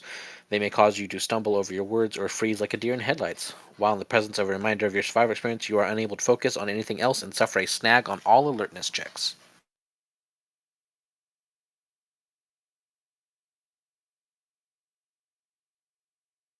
Ooh, cheddar. Thank you. I know. Fantastic. All right. Go on the list. Do you have your weapon figured out or anything like that? Actually, I did have a question about that. Because Aha! the Red Ranger obviously gets the start of the Power Sword and the Blade Blaster, but I was curious if I could forgo the Blade Blaster and kind of upgrade the normal Power Sword to like a two-handed Power Sword. So the Kind power, of a the base power sword is already a versatile weapon, so it can be one or two. It does one slashing normally, or if you two handed, it does two. That's just the weapon itself, so you don't have to do anything special with that. oh, cool, But if you delightful. want Uh, to modify the blade blaster into some kind of other cool ranged melee weapon combo, I am very much for that. Obviously, you can take the pistol whips, and I will shoot you the stats for those, or you can pick something else entirely. I'm gonna say that since his smart's not so high, we're just gonna go with simple for weapons, and then obviously his the brawl, his kung fu. Yeah, I guess I didn't mention that mine's my brawl and martial arts are judo and jujitsu. I fold people up like Nice. laundry. Fold Hey, people up like laundry, and Rye just lays them out. perfect. Fold, Womp fold womp. laundry with people in them is how you say that. Oh, is that how you say it? My bad. My bad. You're right. Okay. Anything else on your character sheet that we need to go over? Excuse me, sorry. Um, no. I say movement 30. Um, yeah, I say I covered at the beginning. He's a good 7 foot. He's very soft spoken though. He's definitely not like he has the strength of the Red Ranger, but his leadership and social skills are not the highest.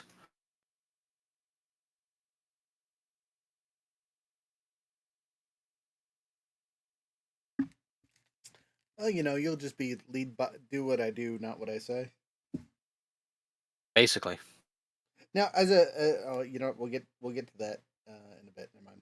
All right. Anything else? We already talked about your Zord, so we don't need to do anything crazy. But is there anything special on your Zord for weapons? You said howl for the ranged attack, and then melee is just like a shoulder jam or something, or a bite. Claws. Claws. Okay. Cool. Cool. Cool. Cool. Okay, jumping over to our next victim. Wahaha. Directly up from you, our Phantom Ranger. Tell us about your girl. Tell us who she is. Yes, yes, yes. So, Ellie. So this is Ellie Traster. Pronouns she, her, since that's a thing apparently.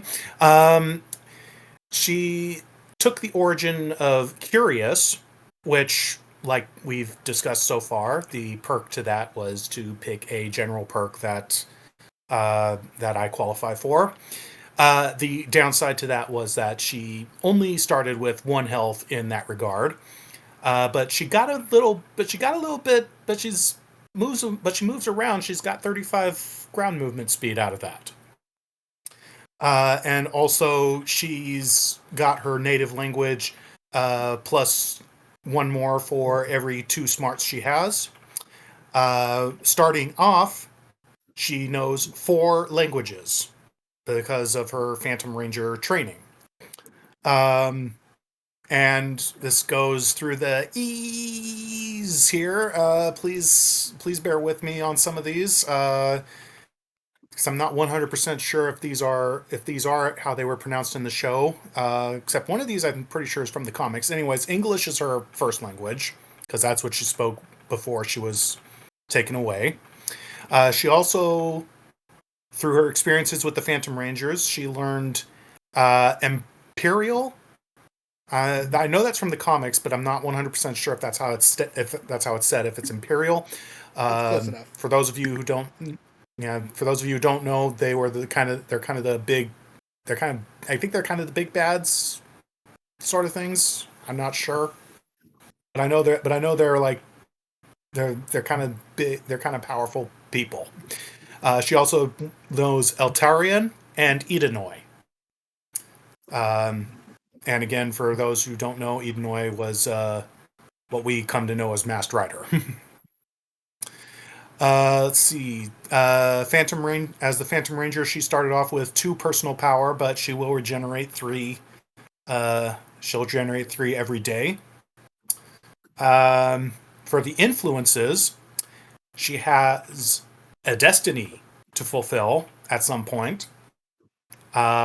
When making any skill test, if the result of the d20 is lower than the maximum result of your lowest skill die, you may re-roll, but it must accept the new result. But that hang-up is a mandatory, and that was once per scene. When you fail a skill test, the GM may spend a story point and turn your result into a fumble. So the GM, I'm giving you much, much, much power here. I am assuming you will abuse it greatly, but still. Every chance I get, there's 6/7 of us. I have to be mean to every single one of us. It's gonna be great. Anyways, let's see. So I also took Chronicler. So I'm gaining an edge on any culture, history specialization skill test. Not necessarily that I have to be specialized in history here, but if something specifically relates to history, I gain an edge in that culture role. That may have been included in your studies. Also, if you have access to the recorded information, I can re-roll that skill test. And then, of course, there's our survivor gain edge on survival skill tests in emergency situations, with our specific hang up of the fail roll that has a snag, lose 1 personal power, or flee the battle. For my attacks, I'm very basic here. You know, we don't we're supposed to be keepers of the grid. We're not necessarily always fighting here. But of course, I have my regular strikes, and then I have my Phantom Laser, which is just a one-handed pistol weapon, range 8,200, does laser 2 damage, and with a down 1, it can be armor piercing, but also as a alternate effect, being that it's a laser weapon, it can also be used as a spot for anyone else but that would be an alternate effect, not the damage effect. So, maybe I'll be using it to assist Red Ranger as he's beating down everybody. I don't know. We'll see. I'm telling you, the Wombo combos are coming. It's going to be great. Let's see. My stats are distributed as Strength 3, Speed 5, Smart 6, Social 2. So yes, I'm ready to defend as I need to, but my focus is definitely in my intellect, and it's cost me. And being that I got abducted and all that, I've learned from basically scholars and wizards. It didn't exactly give me a lot of time, give me a lot of personal time. But as a result of being a Phantom Ranger, I take medium armor training on that. So I do have 2 armor bonus when I morph, which brings my morph bonuses to 15, 16, and 12. Let's see. So that brings me to my skills. Um, I did take one in athletics. Like I said, it may not have been, I still gotta, get to my destinations and all that. So I still have to be able to get there at somehow. None into brawn at this time. I have 2 into conditioning because 1 hit point was just not going to do. So I do have at least 3 hit points to spend here. I did not take any into intimidation or might. So no, I'm not very strong, but at least I will be able to take a few hits and get out of the way if something does happen. With speed, um, again, I took a skill into acrobatics. Same reason, I need to be able to get out of the way or get there if I have to. Did not take any into driving. Justification for this is I'm not going to be rolling snags on my own phantom ship, so that's less important right now. Finesse, because since I didn't take might, I still have to get something for a melee, so I got a D2 in that. Infiltration, I took a D2, and I'll be explaining that in a little bit. Our GM has probably already read my sheet, so he's probably guessed why I took that. Initiative D2 and targeting D2 because of course I do have to know how to fire my pistol. Let's see, for my smarts, I've got 1 in everything except for culture. I've got 2 in because again, I'm very studious. I know what I need to do and I know how I need to do it. So hopefully I will be able to do everything I can. Again, I took D4 into culture, so I'm going to be the history buff on the team for at least a little bit, or at least as it's set up right now. For social, I'm going to be continuing our trend of taking 1 into animal handling and 1 into persuasion, because deception, performance, and streetwise were just not things that were covered in that Phantom Ranger study. So again, Phantom Ranger being an advanced spectrum, I did have to take the spectrum shift as my general perk from my Curious Origin. So that's how that balances out. As my role, I get the Phantom Suite. This is one of my variables. I actually have 2 variables, but this one, in this case, while I am morphed, I can spend 1 personal power to gain up 1 and edge on all infiltration skill checks. I also gain a variable to evasion defense. Right now I'm only gaining 2, which will, when I activate, make my evasion defense a total of 17. And I cancel it at will or when hit by an attack targeting my evasion defense. So basically, I can just stay in that form pretty much as long as I need to until I can't actually dodge something. But it does have to target my evasion defense specifically, not my toughness. So as long as I'm just pretty much standing there and taking it, maybe I'll be taking a few hits, but probably not. Let's see here. For the extra grid power we were so generously given, I took environmentally sealed. So, because of course I have to go into places that may be fairly dangerous, my morph form makes me immune to toxic-based atmospheres, a vacuum, or underwater. I'm also immune to inhalation-based threats, so smokes and airborne gases and poisons will have no effect on my morphed form. Let's see here. Talked about the Zord already. Got that. Talked about my weapon. I've explained that I don't usually do the background bonds with my influences, but in this case I am. But in this case, while everyone else was going, I decided to grab my books and look up a couple. So with Destiny, I have a solemn duty to see this thing through, even if it means the end of me. I'm part of something bigger and shouldn't stand in the way. As a chronicler, history and learning from it are the keys to my success. And as a survivor, I still have nightmares about my experience, but I don't talk about it much. And that should cover pretty much everything since we already discussed the Zord. Fantastic. So, just as a note, most of us probably picked the "don't sleep well at night" is what it's looking like. So just hanging out in the Ranger Bay at night is a terrible choice because they're just screaming and yelling every once in a while randomly. Don't talk about it. I don't want to talk about it. Okay. No, we all No. soundproofed our rooms a long time ago. Right. That makes the PTSD go away. Right. If no one can hear me, it's fine. Speaking of no one can hear you, Frozen. Yes. I guess we have to do you last because you're still doing stuff, right? Yes, but no. Why are you I blinking think like that? I think there's a couple of things that I'm still missing. Okay. And there's a couple of things that I think I messed up somewhere. Okay. But I can't find where now. So Okay, we'll do yours last just to go over things. That'll give you a couple minutes to kind of finish things, and maybe Okay. with the other descriptions you'll catch what you missed. Younger, since you're the other inexperienced Yahoo here.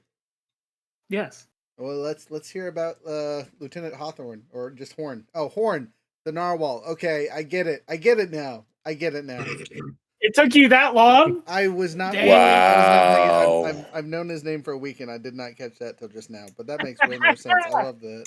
It was punny. Oh, honey. Oh man. I am glad I'm not the only one that tied their Ranger connection to the to their Zord. Okay, so where should I start besides Nathaniel Horn? Male, he, him, Blue Ranger, level 1, description of my stuff, my form, Narwhale, ooh. Regular description, I guess it'd just be, like regular military style haircut, not quite like high top, but, medium fade, high fade, maybe even. Blonde hair, blue eyes. Pretty similar to what I probably looked like before now. I don't know what determines your languages, if I'm being honest. It's your background. What origin did you take? It was your origin. Which is different than the inspiration. Correct. Okay. That's that. Control. See, this is why we check things. Wahaha.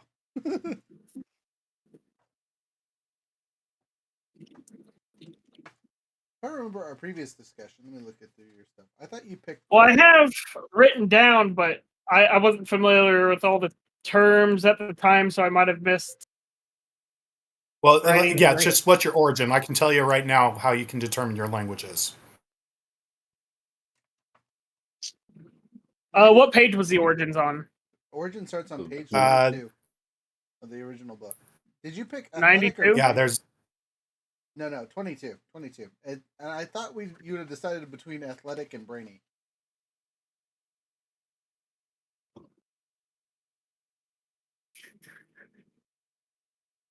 $20, $21, $22. Okay.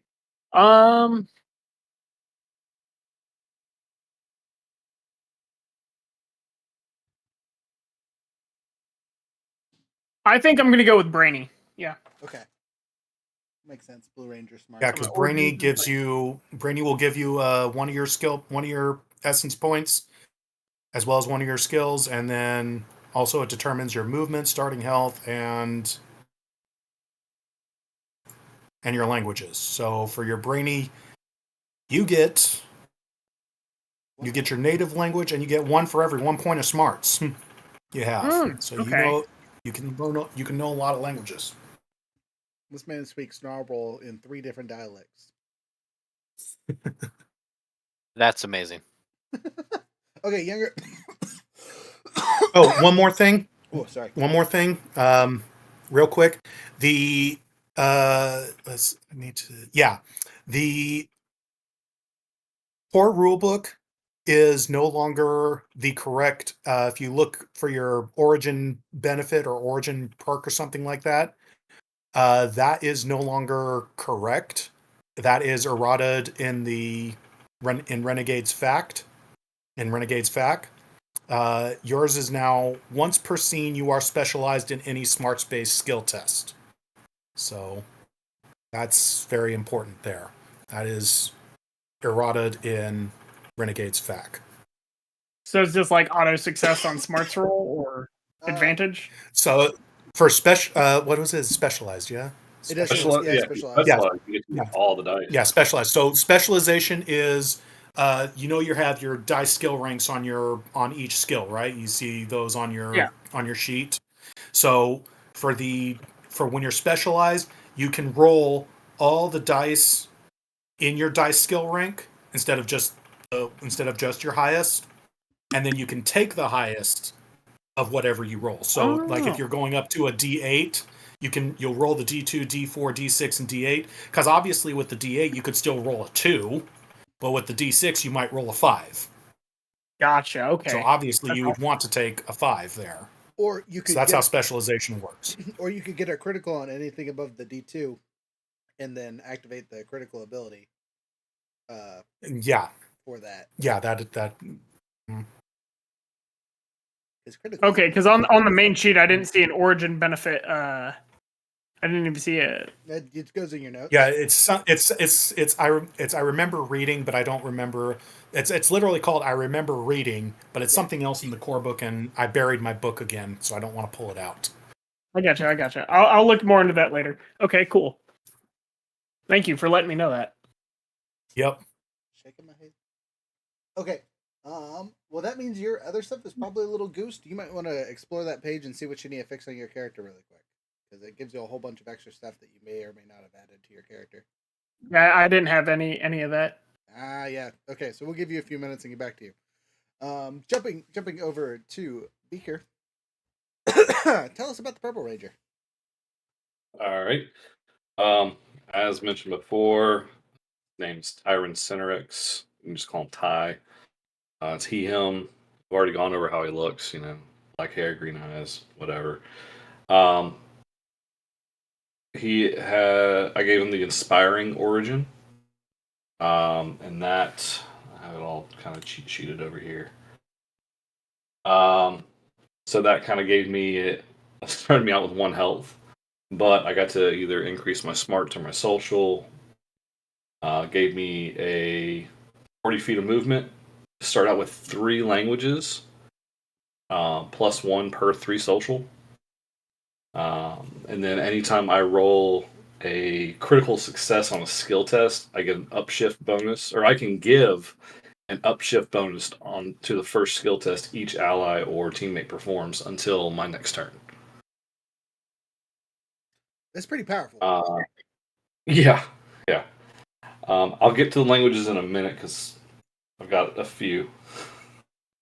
The influences I took. The first one was not from around here. Obviously, another planet. So it gives me edge on skill tests outside of combat where my upbringing or background come into play, and that gives me another language. So now I've got 5 languages already. Survivor, we've already trodden down that path, so no need to go down there for that. Again, same with the hang up for the Survivor. The bond for that, nightmares. So, again, everyone's sleeping poorly. That's the only hang up I have. Languages I know, English, just because I'm gonna, I've got to be able to speak here. Triforian, Aquatarian, Mercurian, and Edenoian.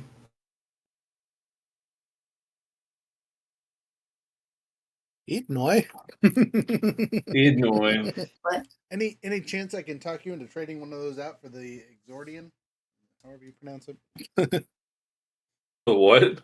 It is the people that have psychic powers. If I can find what it's called. Let's see if I scroll up on my page. I was struggling coming up with figuring out which XY languages I wanted. So. XYBRIAN.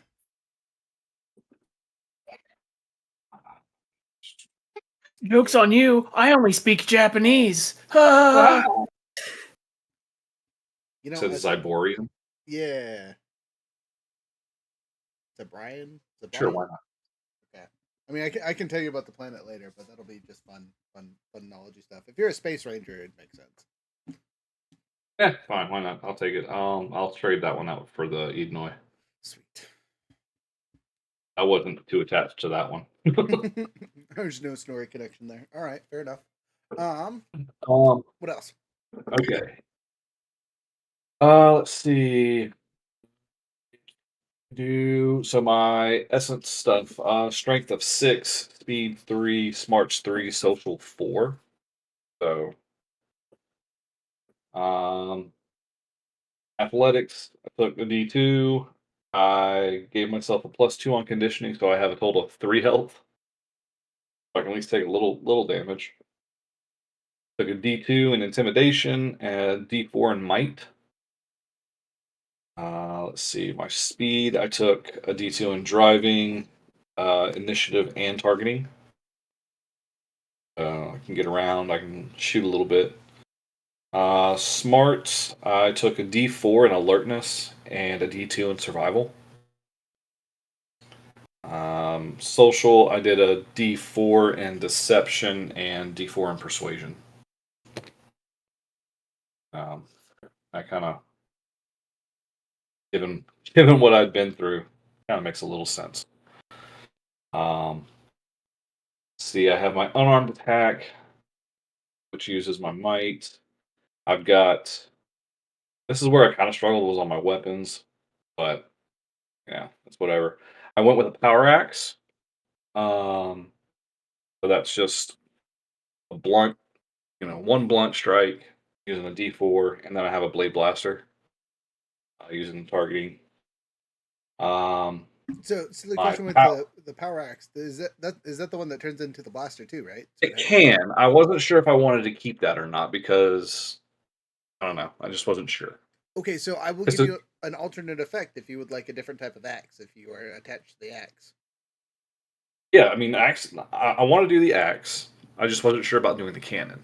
Okay, so what if we turned it into an actual battle axe, and so instead of it being a one sided, it's double sided, and it basically has the same properties of the power sword, where it turns it into one handed, you're good to go, or you can two hand it and it does 2 damage instead of 1. I'd be okay with that. So make it okay. So just one handed and then a two handed, 2 blunt. Yes. Though, Yeah. is there a reason why it's blunt instead of sharp? It's an axe. I know that's just how it's described in the table. I was kind of weird. That is how it's described in the table for the. Yeah, when I read it, I It was thought that weird. was weird too. Yeah, but yeah, I imagine. it's called blunt damage for some reason. I don't see a reason it can't be sharp, but if you're set on blunt, of course. I, Okay, so again, to make your weapon unique and stand out, how about when you're double handling it, it becomes sharp, and when it is one handed, it's blunt.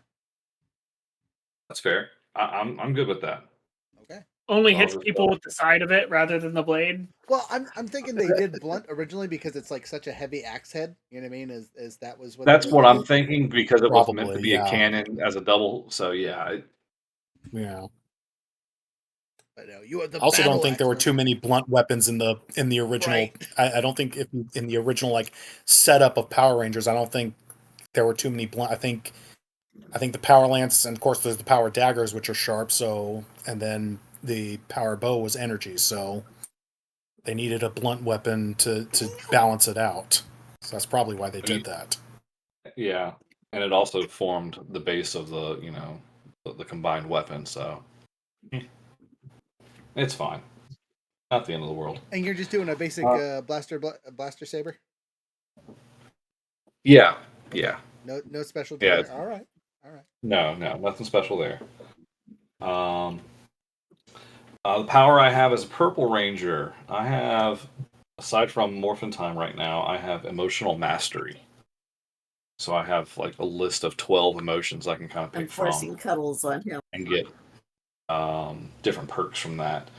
I ended up going with anger and guilt. So I can spend a PowerPoint, and if I go with anger, I can gain an upshift bonus to an unarmed or a one-handed weapon attack. And with guilt, I can re-roll any d20 result of 1. Nice. Okay. But you still have to spend a personal power to activate that, right? Yes. Okay. Yes. The next level, I think I actually get access to one of those effects. I can recover the personal power point Oh, interesting. Okay. based on the emotion. Yes, that 1d2 power, but it's based on another trigger. Yeah. yeah. Each emotion whatever emotion I'm currently synced up with. There's a triggering event that's described in there, and yeah, I can roll like a d2 and recover personal power whenever that happens, whenever that's triggered. Okay. Interesting. I like that. And I went with medium armor. And part of my bond for the not from around here is that I have a little rock, little stone that I carry with me from Triforia. Is it a weather rock? Does it do anything special, or is it just kind of cool background stuff? It's just the last thing I could grab before I got here. Interesting. Oof. Okay. One just one of those last things. I'd rather not say more. Okay. Any other important stuff about your ranger we need to know, like your grid power and whatnot? Oh, that's right. The grid power I went with was speed boost. Ooh, So while morph, I gain an additional 10 feet of movement, and I can spend a personal power to gain edge on initiative. solid. I like that. And then I apologize. The grid power I chose was Super Leap. So instead of the normal triple distance, Raziel can jump 90 feet. This man over here, the frog in human form. You're just a bullywog of doom. I'm all about it. I expect you the first time we fight something that enlarges just to jump straight up and punch it in the face. I know it's not going to do much damage, but it'll be funny as all heck. You know what's funny 200%. is that the Green Ranger, if you had gone with which one was it? If you'd gone with the one of them, if you'd gone with the versatile melee weapon as your power weapon, you get an up 2 on attacking opponents 3 sizes larger or more. You stack that with your solo strike and all that, you pretty much are guaranteed an automatic success eventually. What one of those? Yeah, I mean it's a cool thing. I just don't see this ranger being dumb enough to fight something way bigger than him. Personality wise, that's not his thing. He likes to Your shoot. ranger or my ranger? My ranger. Your ranger might be brave enough to do it. My ranger says His that's bigger than I am. I'm taking 3 steps back and shooting it. Now I know that we all came from previous ranger teams. Do we want to go ahead and describe our outfits now or later? That's our next step. Once we get past all this, because we are going to have matching outfits, right? Because we are forming a new team. And we'll kind of talk about our influences from our previous team as they affect our new outfits. Because that'll be your what's the appropriate term? Your previous ranger team affects what you kind of look like now, but we all kind of have a similar style as a team currently, right? Yeah. Okay.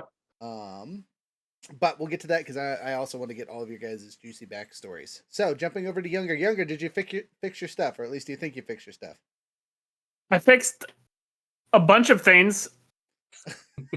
Okay. Do you want me to see where Frozen's at before we get back to you?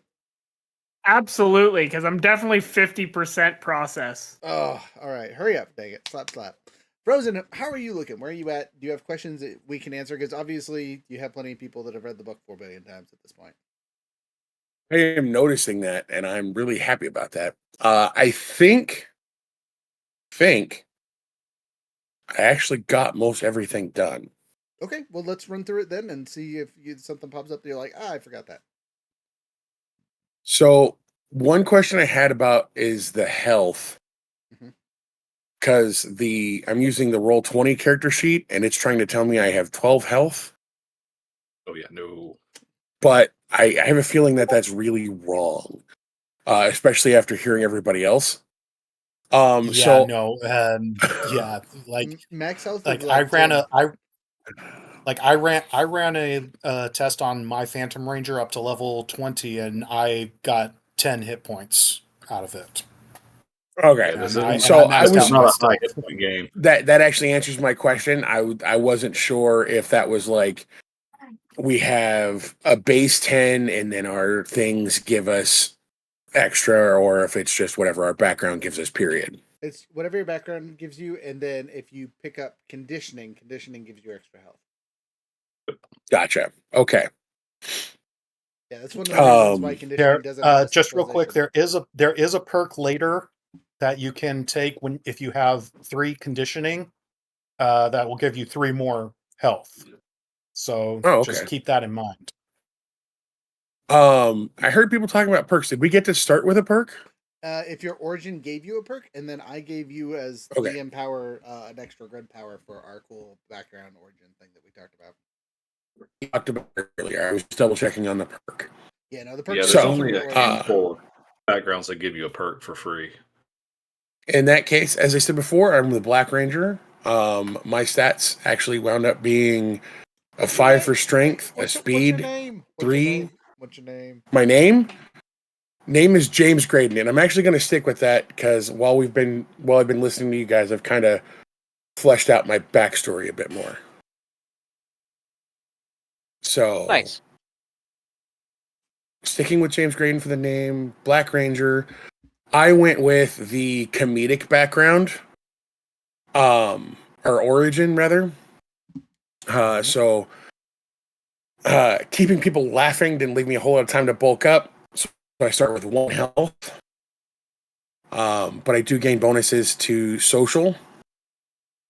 I get to every 3 points of social I possess, I get a language. So I currently have 2 languages, English and Japanese. Stats.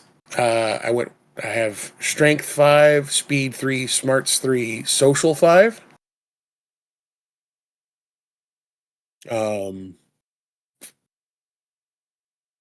I just went with the bonus stats. I didn't pick any other or the bonus skills.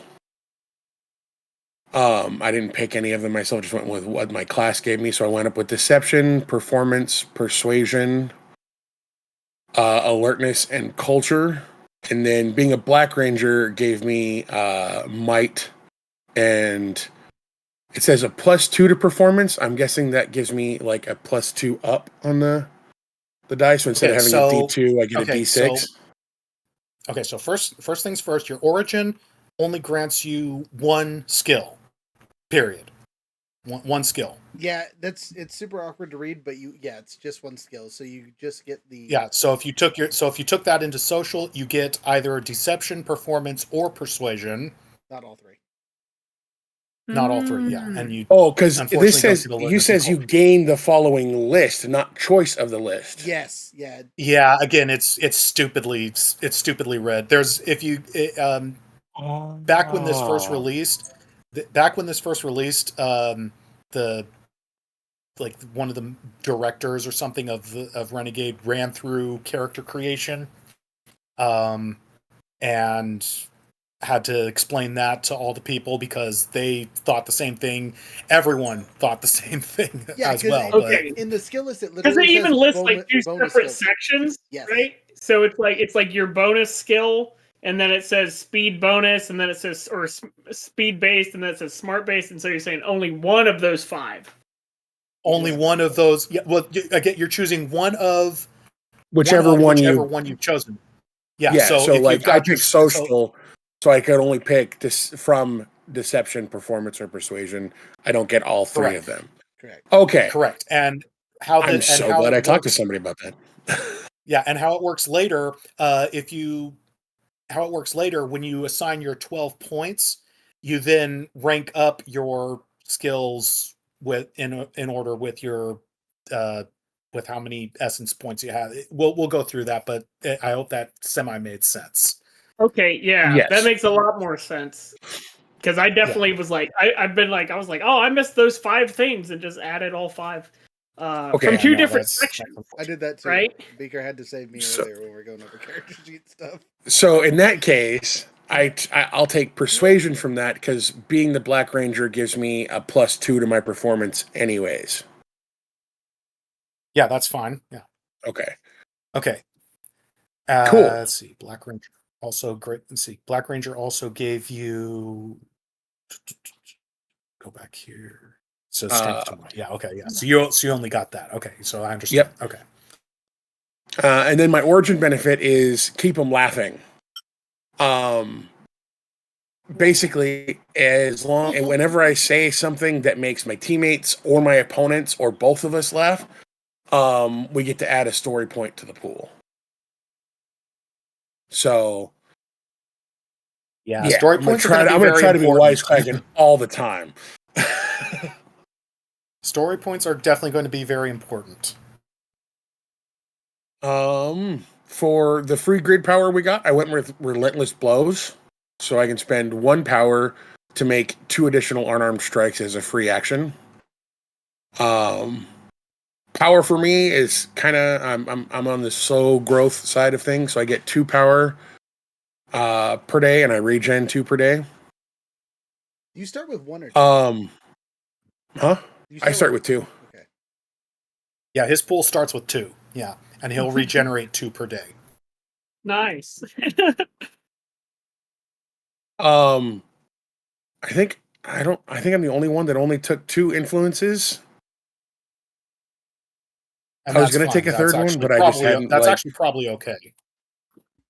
So the one was the survivor that we got given, and I actually took that one as my second one, so I have the hang up from that, and obviously nightmares just like everybody else, and then martial artist. And the bond that I took for that was whenever I'm stressed or need focus, I go and practice my martial arts, and I took karate as my martial arts. Although Rook, you had 2. I was kind of. I originally had 4 actually, and I got rid of martial artist because narratively I can be a martial artist. I just don't get the cool hangups or benefits from it. Yeah, Right. You never So, got but he was past saying blue how you belt took and get it. judo and jujitsu. That's what he was trying to say when you were. Yes. yeah, you when can So totally- I was you wondering can if totally I take could more than take karate and judo. Yeah, I don't see why not. Ooh, sweet. I mean, like some like actual traditional stuff. Like the one I chose isn't on the list necessarily, but it's bow staff, and it's traditionally done in conjunction with a different martial arts. Right. Yeah, and it's all flair. You know what I mean? It's not like you get a bonus from knowing kung fu versus knowing karate or No. It's all about like story flair and yeah. And then weapons. I took the power sword, but I'm calling it a power katana. Because it's katana shaped. And then it's embellished with like dragons and stuff. Nice. And No then Japanese? I do know Japanese. And then I didn't know if I wanted to take a ranged weapon or not, so I have a blank weapon slot. I just haven't. You do have a blade blaster as given to you by your Black Ranger role. So yes.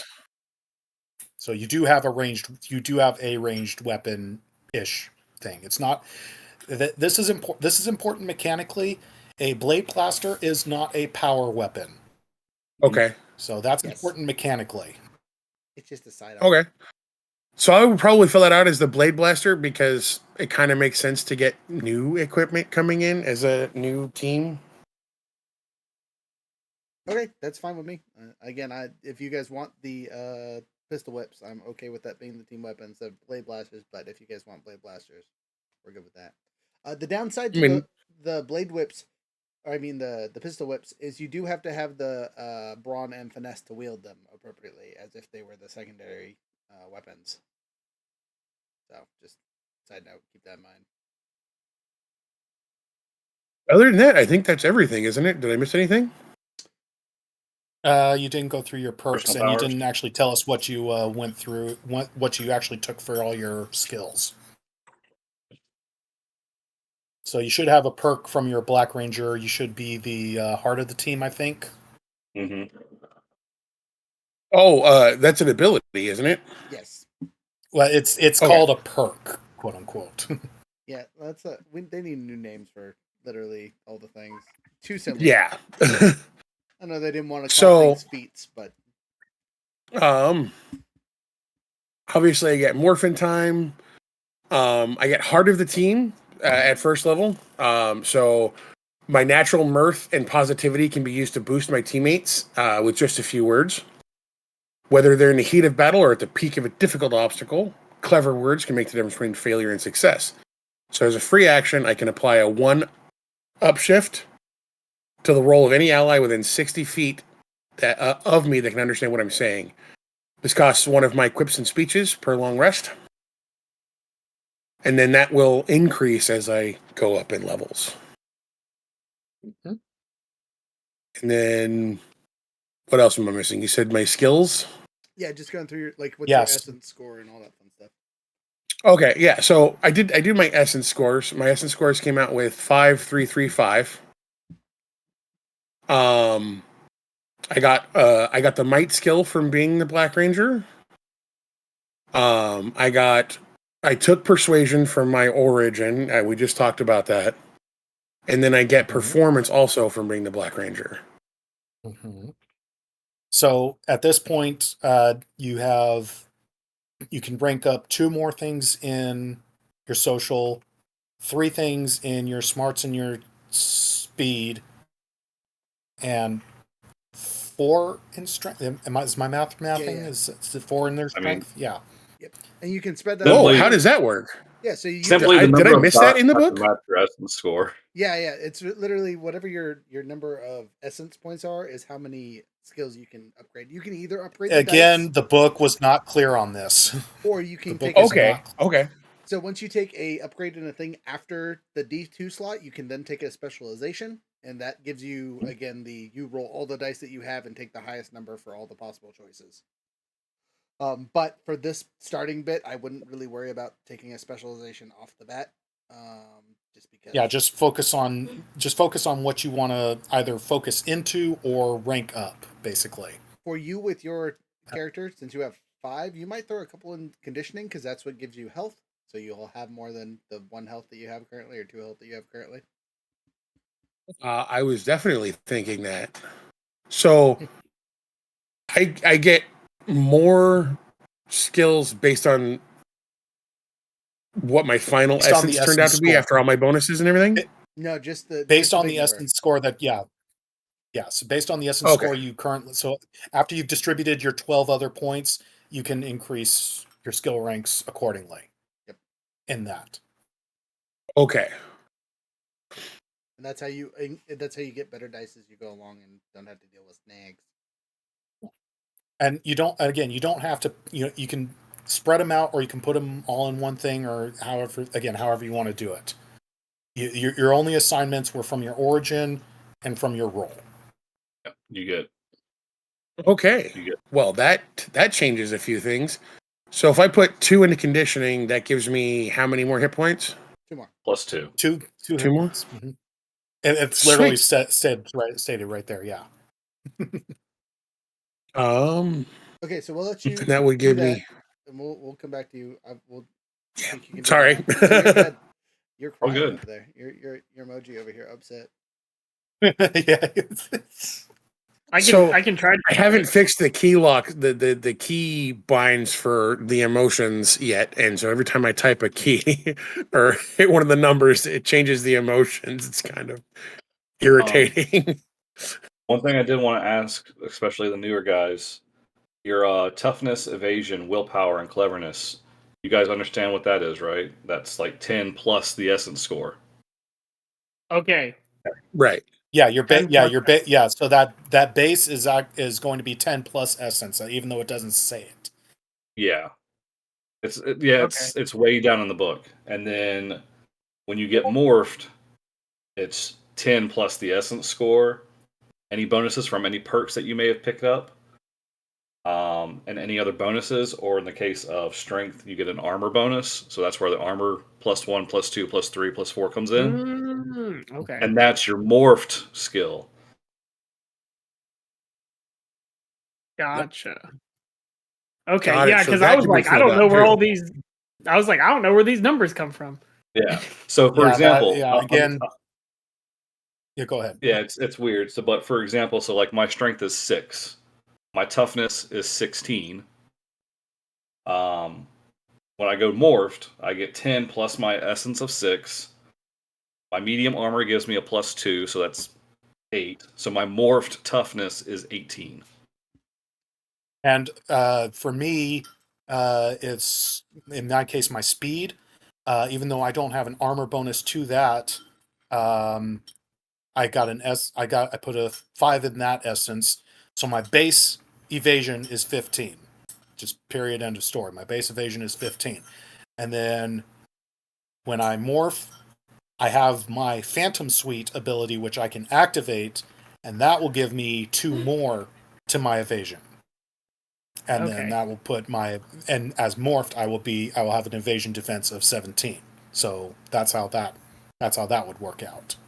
So when you're not, just for clarification for me, for when you are not using your suite and you are just morphed, you don't have an armor bonus to your stuff, so it's just 13 or whatever? I don't have any other bonuses currently. Currently, I don't have any other bonuses. Okay. Correct. So it's 15 unless you state otherwise.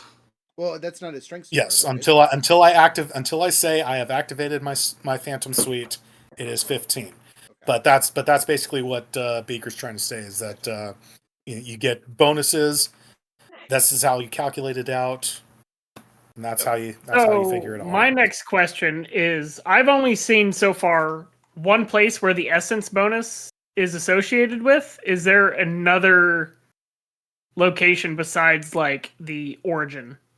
No, that's Nope. it. You get Okay. Yeah, you no. get 12 as your array of standard points that you place wherever you want. So 12 total. The even spread is 3 That on was- each score.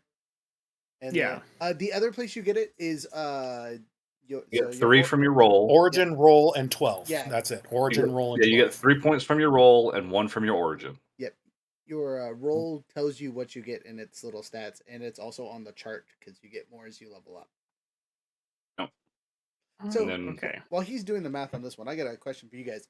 Does it ever feel like you have enough points going on later? Because, like, doing the math on it, everyone gains 19 more upgrades, essentially, as you are traveling in the game.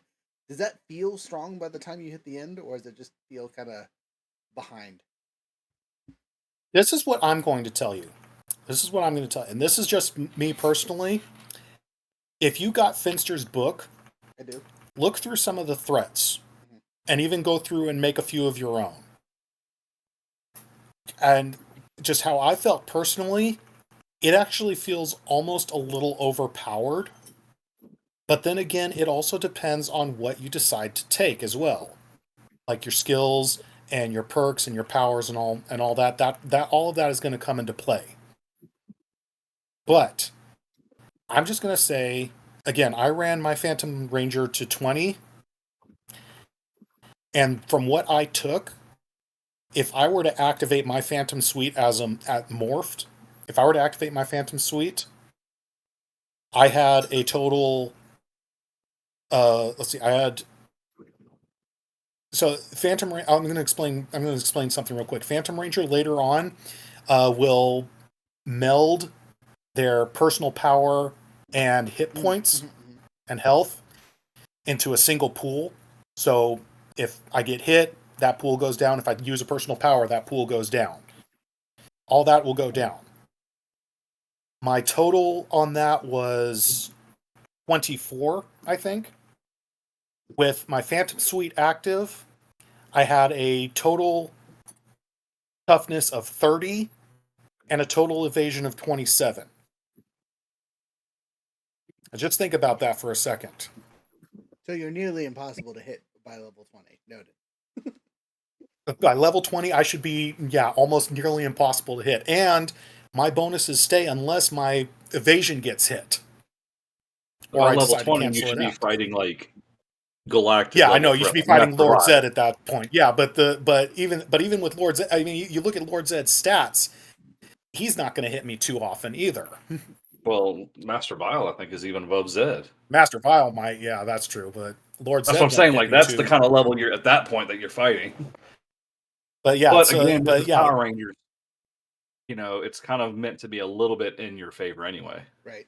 Well, Yeah. I was just wondering for again through playthrough stuff because again, it doesn't seem like you get out of that D2 range for the first, I don't know, we'll say 5 levels on most skills. Yeah, it depends on what you do. Like again, I've run a couple campaigns. A lot of people love to min max their stuff. Mm. So, like the one I'm running right now, the Red Ranger has put his almost all his strength stats into his might, except for like I think 1 or 2 points into conditioning. So he's specialized in his power weapon. So he runs through enemies pretty quickly. Okay, interesting. I just want to see what your guys' opinion on it because looking at it from a stats wise, I'm over here like I'm gonna be on D2 on some of these skills for literally forever. If I gave every single skill its own upgrade, it would take me almost all of the 20 levels. We'd be level 16 before everything at least got a D2 or something silly. You probably won't even do that. You probably won't even be able to do that because specific essences get increased right with each yeah, level. It's yeah. not you don't get to choose which essences get increased. So Or you probably can won't just even be pick a able to do perk that. instead of increase the essence. Right. Yeah. I don't know, Rook, if you've been kind of paying attention to the Renegade chat. A lot of them love Green Ranger for what you're going to get at level 2 Yes. for your survival Yes. boon, for your savant.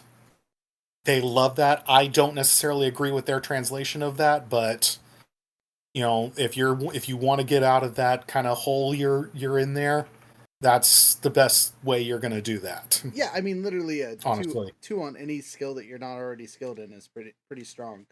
And I can technically later on when we get to higher levels transfer it to other players as well, but then I lose being able to do it myself. Which is cool because I think by that point I also get a secondary power, so whatever.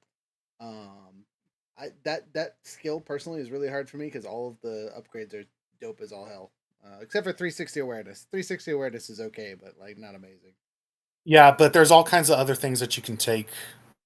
There's a few other things like always alert and some other things you don't even need 360 awareness. Yeah. Honestly, it's good, but it's not as good as it. Even I thought it would be like, oh man, I really want this, but then other things have released and no, I don't need that. There's 4 of the books to go through. Okay, just a question on the books. This is just again personal opinion for those of you that have 4 billion of them, while the other 2 are finishing up their character sheets. What are your guys' opinions on the adventure modules? Like, do they add anything super amazing and are worth getting, or is source books pretty much all that you really need? Besides maybe Fensters, because that's not technically a source book. I haven't played any of the adventure, like the published adventures, although the campaign that I play on Sundays every so often, our Gridmaster took the carnival games from Gluttony. And those are pretty good. Those are pretty simple. You can just kind of transfer or whatever. Yeah. Yeah, that one. Yep. I had that. They will And definitely. I didn't realize that until I actually got the adventure in hand. I was like, oh shit, that's where he got all those games from. I was like, I wondered where he got it. Yeah, I think I heard that what the time one I heard wasn't too great, but yeah, I have them all. I have all the published adventures except for I don't have like the special ones like the Tenga Temple or any of those like kind of special type ones. I have the regular published ones, the Adventures in Angel Grove, Time of Night, and the one that was published with Across the Stars. I can't remember that one. Again, I don't want to look at that right now, but trying to unbury that. But I mean, I kind of read through them, and they work. Yeah, if you want, if you went back and like you GM, if you went back and just had us run the one in the core book, the one at the end of the core book, just take us a session or two, just so that especially our newer players can get used to it, get used to the system. Then I could see that being the thing. That'd be really easy. But the adventures you have, I will I do plan to steal the gluttony for punishment at some point, just for funsies, because it is a fun adventure. But for the Yeah, most part, but it'll all but yeah, be beyond fresh. that, it's like they're decent, but some of them actually like you need to know Power Rangers to play them in a way, So, or to even understand what the heck's going on. do any of them have like other Ranger colors or powers or grids or that thing, or is it just straight adventure modules? I think they're just adventure modules. Is it okay? Yeah, no, it's just adventure modules. Yeah, no, it's there's nothing else in that. They give you a few additional threats, Okay. but that's about it. You got Fencers for that, baby. Fencers is the best book. It's got the Psycho Rangers in there too. Woohoo! Let you guys mess up enough. They're about to put out another source book too. Are they? Oh man, I'm so I excited. just saw Yeah, that's available. We got a pre-order for Through yeah, the Shattered Grid. yeah. And that's going to That one's introduce. supposed to be kind of focused on the Draken stuff, if I remember It's going to correctly. introduce Magna Defender and Eltarian roles. Yeah. All right, noted for later. We'll be I halfway through still this they still campaign. need to they still need to release a magical source book. I know you can cross over My Little Pony, but I don't want to do that. You know, I might pick that I up for want my a kiddo. To purely be Power honest. Rangers magical source book. I think that'll be fun. That's one of the things I'm going to get eventually for her. Yeah, the magic in Fencers isn't described too well. Yeah, just call it No, energy it's not. damage and call it good. All right, so we're going to push forward now that the other two look done, or as done as I can tell from the bear emojis. How are you guys feeling? You got your numbers all figured out? I think I have it more situated. Fantastic. So is it okay to not go for a standard array of points? Correct. Yeah, you don't have to do 3-3-3 or Absolutely. 4-3-2, right? So regular standard is 4-3-3-2. You can put it. Just no zeros. Yeah, no zeros is the only rule. No zeros. Okay. Well, then my array is originally 2, 4, 3, 3. For Okay. strength 2, speed 3, smarts speed 4, smarts 3, social 3, and then I add the additional stuff. Okay. Like brainy, I add +1. I chose speed. So you're at 5. Okay. So you went reverse roll. You went reverse order. Yeah. Okay. I was wondering. And too. then after the where did I put the brainy? That's brainy. And then your ranger roll of blue should give you some in smarts and 1 in social. You should get No, speed. blue gives speed. Oh, really? So my speed is so my total array is 2, 6, 5, 3. Okay. You're not strong, but you Okay. fast. Yep. That is.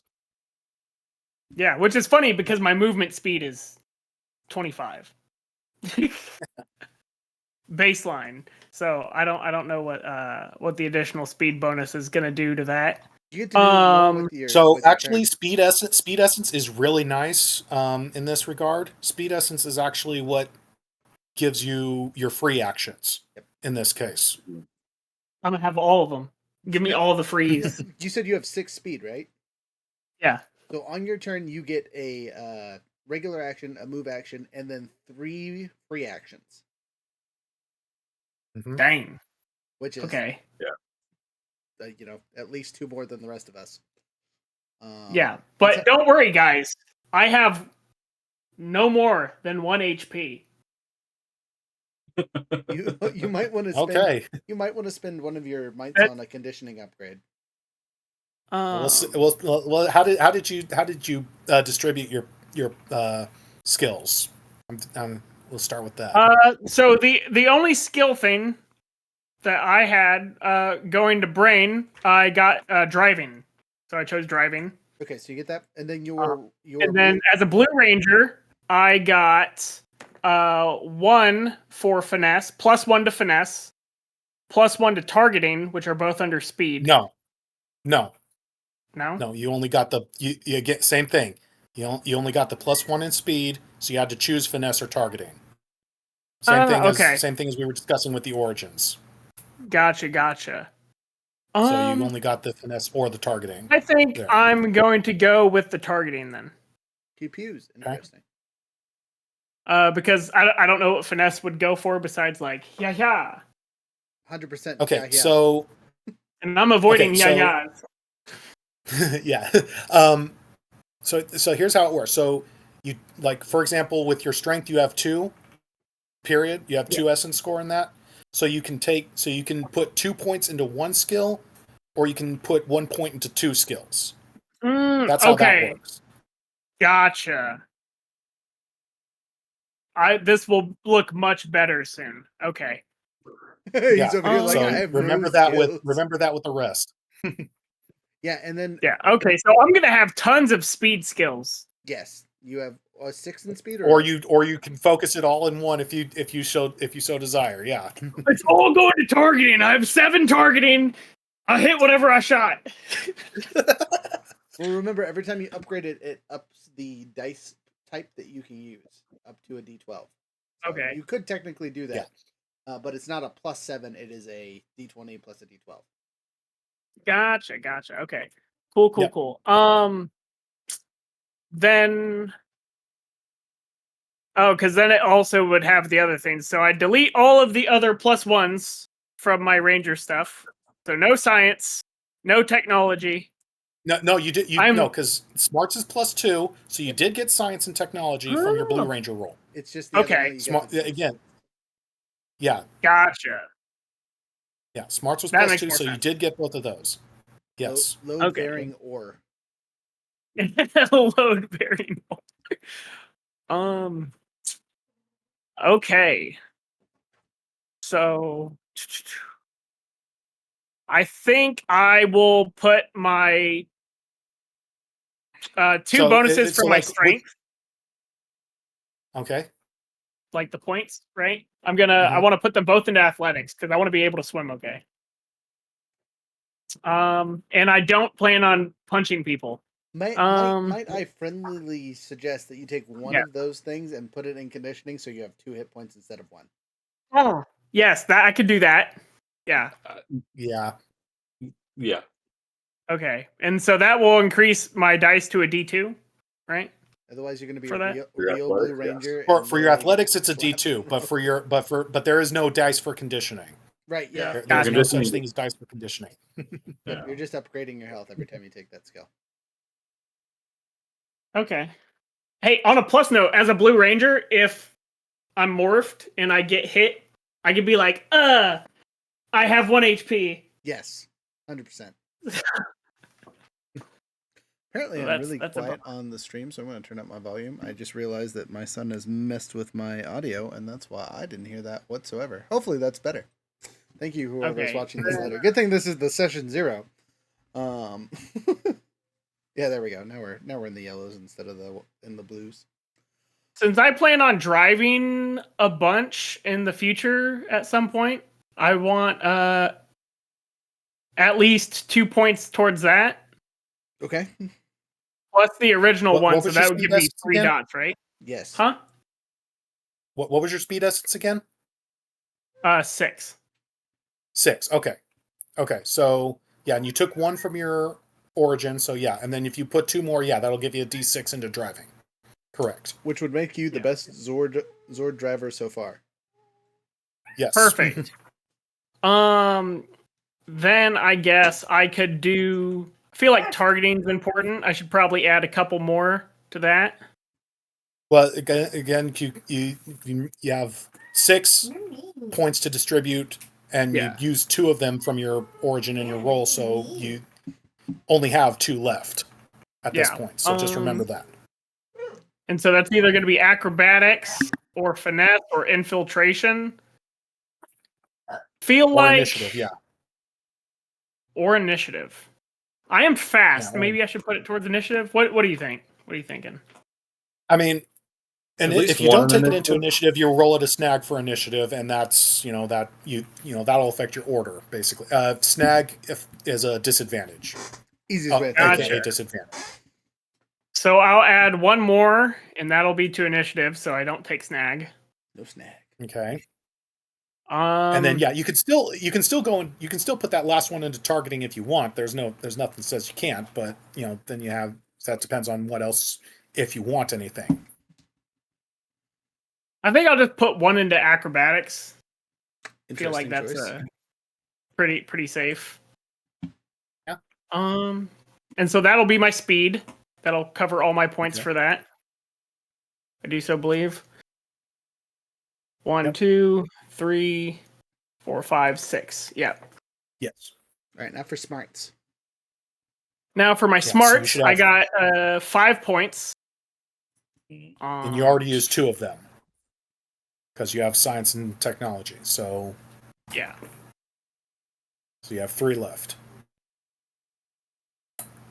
I think 1 towards alertness. Why not have just ones across the board? That works. Maybe, or should I go more specified?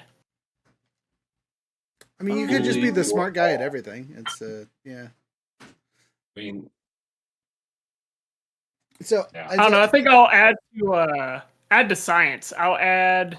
So I will DM warn you, in this campaign, culture and science are going to be very, very important.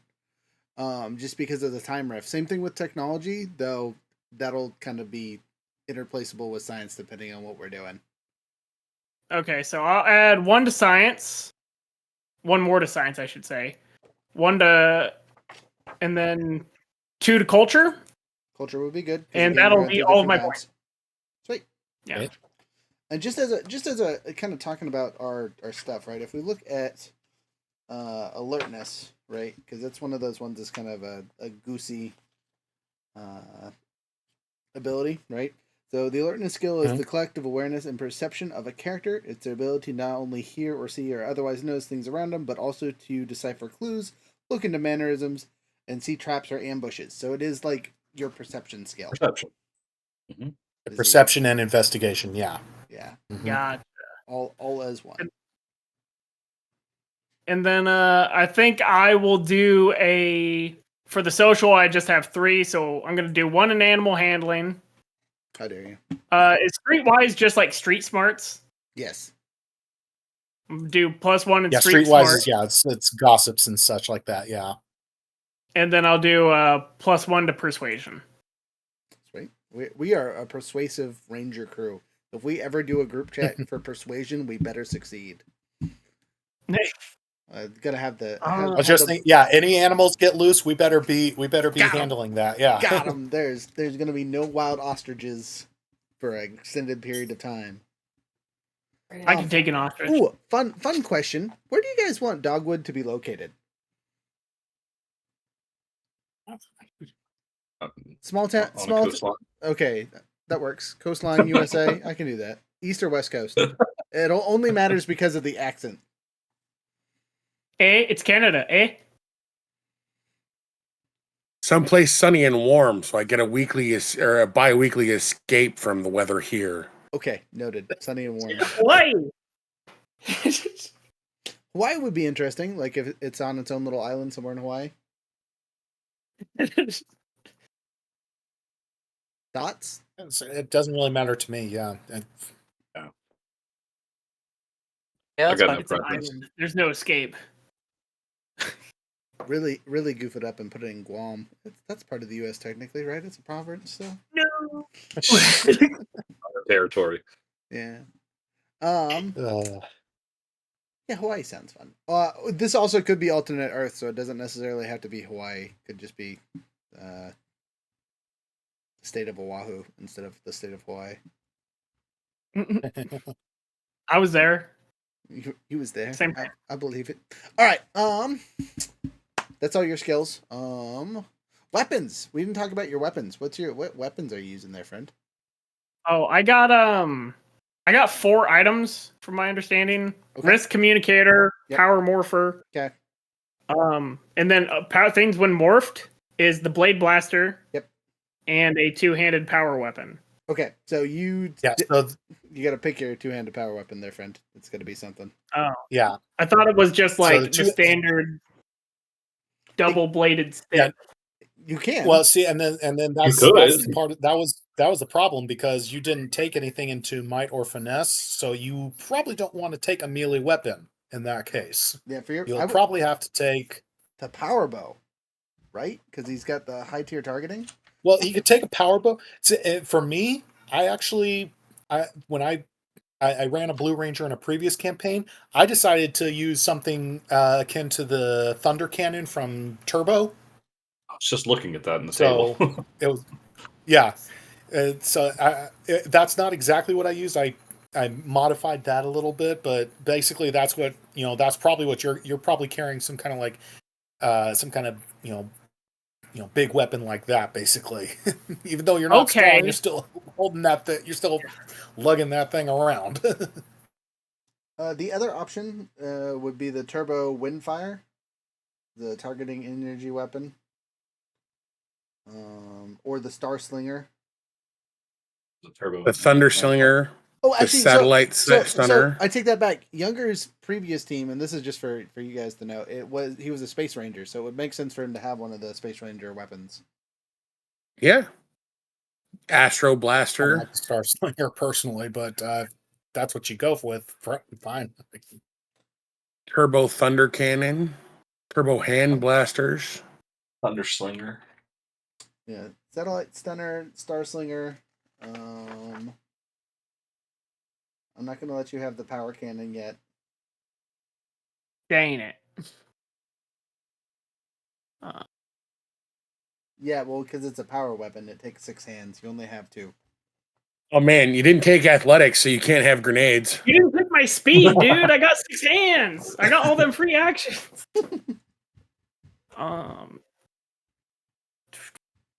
You get a boomerang or a shuriken. A little martial arts short projectile. Oh look, Zeo Cannon, Well, it's got Power to Cannon. be a two-handed weapon. That's the thing. Yeah. It does specify a two-handed weapon. So, and I mean, you're just reading from the core book. There's a few others that are in the Yeah, other a books, couple, yeah. but I don't know. Ah, No, the only one I was we looking can at always the make moment. I got the other ones we can open. always homebrew something if necessary. I'm sure. I mean, there's literally the power rifle. Kind of like my lever yeah, action something that like I made. yeah. Oh, that's perfect. I could see you just sitting out there in the waves with a sniper rifle. Just chilling, hanging out together, big guns.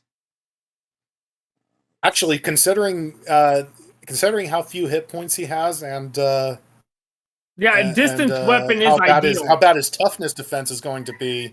Yeah, he's probably better off, getting something like a sniper rifle or something than positioning himself somewhere far away. Yeah, I want a sniper rifle, something like that. Power ballista. Power Ballista. I think that's what the Zeo Cannon and the Power Cannon are. Okay, so there is the Yeah. Road Blaster, targeting sidearm energy weapon. It is 2 hands. It's called a road blaster. Does that mean I can drive down the road and shoot it? Because that's what I want to do. Well, I don't know. It's a combination weapon for some reason, and technology is D2. Though you have 2D technology, right? Yeah, he's got plenty of tech in there. Yeah. Mm-hmm. Okay, so you would have to take your main weapon to be a turbo cannon before you could even get to that. So never mind.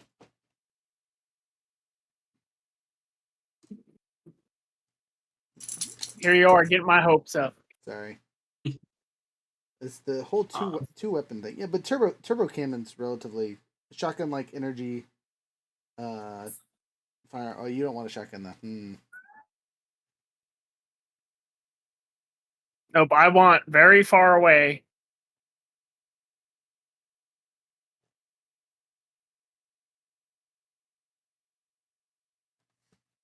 Power cannon. I could see him taking some kind of like some kind of rifle-ish type weapon, since this is since we're kind of seem to be a little more militant here. There's a flintlock. So- If you do it the old age and just will turn it into a power flintlock. I want to be able to shoot Yeah. things underwater. Flintlocks are useless. It would be an energy weapon instead of a ballistic weapon. Yes. Yeah, because the range is way better than my my little lever action. We can adjust ranges accordingly if we need to, because this is a power weapon. We don't necessarily need to stay. If we go based off of some kind of regular weapon, we can adjust ranges a little bit. so that it's a little more efficient as a power weapon. Okay. Again, I go back to the Star Slinger. For some reason, that's a two hit weapon, but it fires. Yeah, because the Star Slinger is literally a sling. It's literally a slingshot. If you go back Yeah, and you watch got it. Space, yeah, it is literally a You got slingshot. it mounted here, and there's the rest, and then you got to pull it back. That's Clap, perfect. clap, It clap, can clap. go right on my bars of my chopper, just like. So range is 50 to 100. It's 1 energy damage per 2 hits, but it fires 4 attacks. Yeah. So technically, you could hit multiple people with it, but it does. Machine gun slingshot. But it takes 2 hits to do 1 damage. Yeah, that's why I don't like the Star Slinger personally, but I really like the Thunder Cannon in this regard because because its range is pretty good, but I don't know if it needs anything special in that. So you could also get the Thermal Blaster, which is a sidearm that converts into a medium range rifle. The rifle itself does 2 fire damage. It also can do 1 energy damage. It's a versatile weapon, so that would take care. And yeah, that would be fine. Yeah. Range is 30, 60, or 61, 50. Yeah. So you got enough range to pink at people for the most part. You don't necessarily have to be right next to Okay. people. Yeah, because that would, if it's energy, I could be able to shoot it underwater eventually, and it just that sounds good. Okay. What's that called? So it's the Thermal Blaster. It's got 2 modes. So regular mode is just the blaster mode, and then it converts into the rifle mode. The nice thing about the blaster is it has an alternate effect of turning it into a cone, so it can hit up to 3 people, a 15-foot cone. So when it's in its blaster form, you can literally turn it into a close-range flamethrower. Wild. Okay, so that's your regular sidearm pistol and your regular power weapon. Now you just need some kind of, regular up-close fighting weapon, right? A melee. No. No? Yeah, No, he doesn't necessarily need that. Well, because Doesn't need it. Okay. Well, if you decide No, you he really doesn't want I got these necessarily need. hands. He doesn't necessarily. He's got his blade blaster, which if he really needs to, he can convert it to blade mode if he needs to. Mm-hmm. But he's probably never going to do that because that's a melee weapon and he has nothing into melees. So Run away. So you got a blade That's why blaster I'm fat. and the thermal blaster. So you can technically rock 2 pistols. Get the upgrade or perk later that lets you shoot 2 at a time. It'll be good. yeah, 2 flamethrowers, right? Convert to Yellow Ranger really quick. almost. So okay, so there's he that. didn't go. Yep, he just got his grid power. Yes, what grid power did you take? We talked about this, right? If the grid power is what I think it is. What page was that? 190 something. Right? No, that's a lie. No, it's starts on 99. Yeah. All right, just one sec. If you're using the core book, there's more in the other books, but I'm using the basic. core book, there's We're keeping it simple. Okay,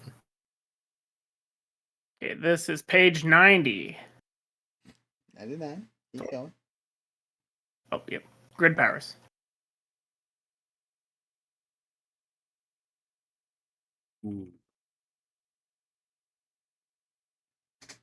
I would like to make a suggestion. Yes.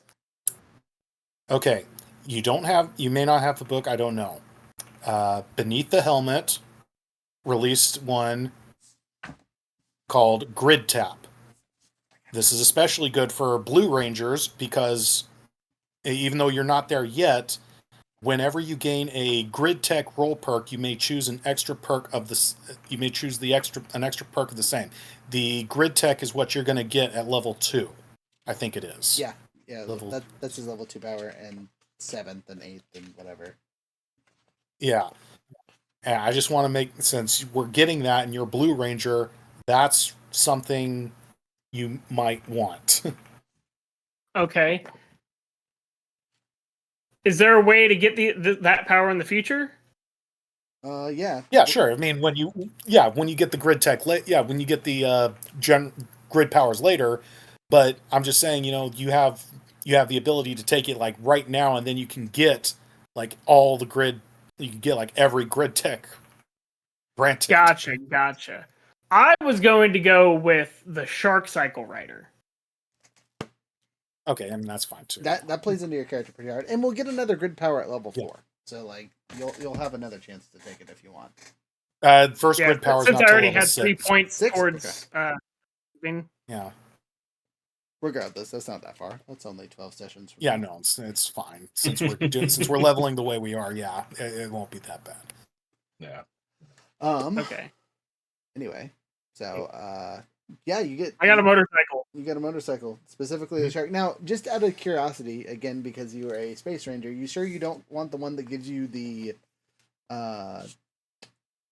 what's it called? The Galaxy Glider?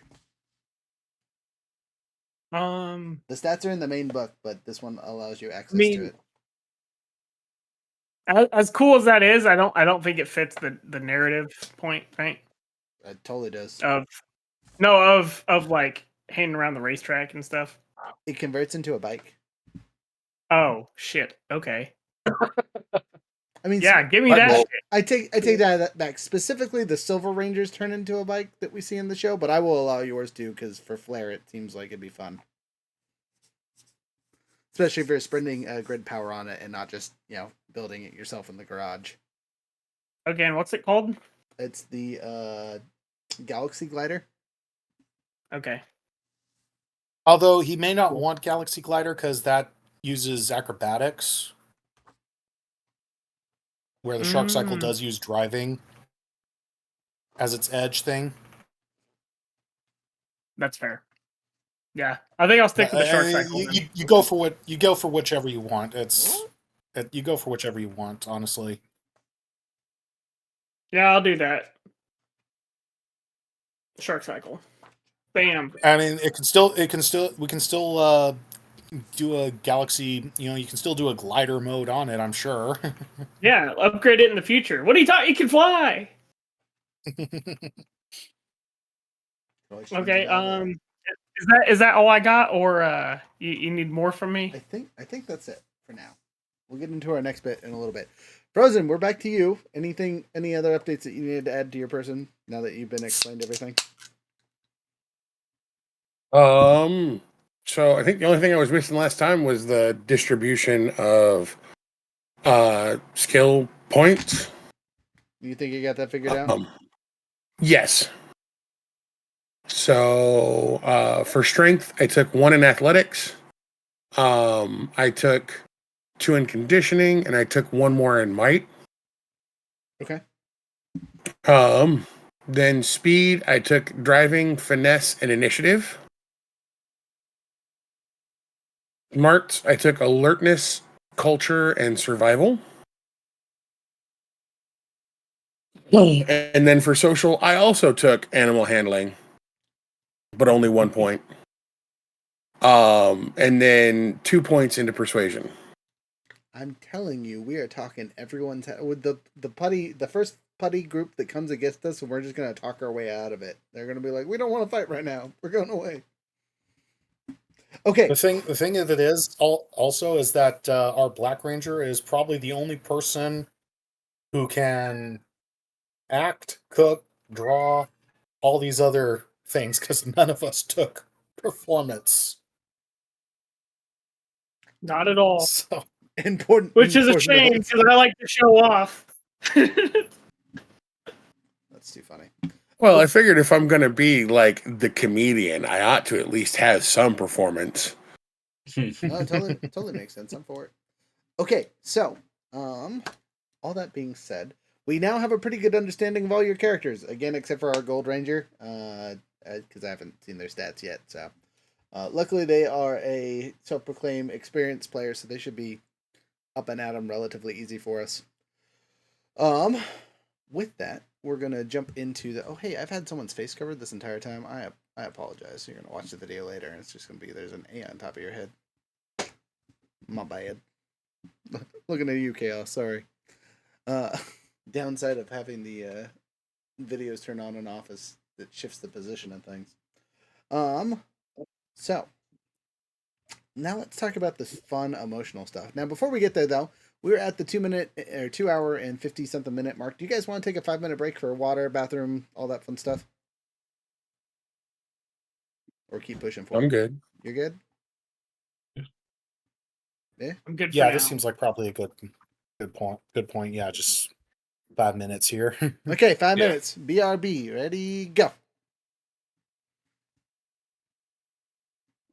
And in the meantime, I'm going to play a terrible song and no one You can will stop play me. the music? I will play the music and you can't stop me. It's going to be our theme song. Is that cool? Okay. I was asking Younger, but he ran off, so. Or do I play something else?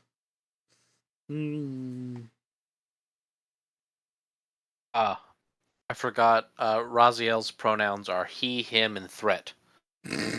Nice. I approve. Definitely approved.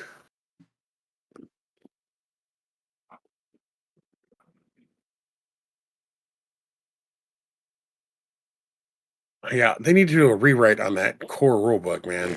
Well, it's in the FQA that there's a whole bunch of stuff wrong that they need to fix. So they know. All right, I'm playing the theme song, so prepare yourself.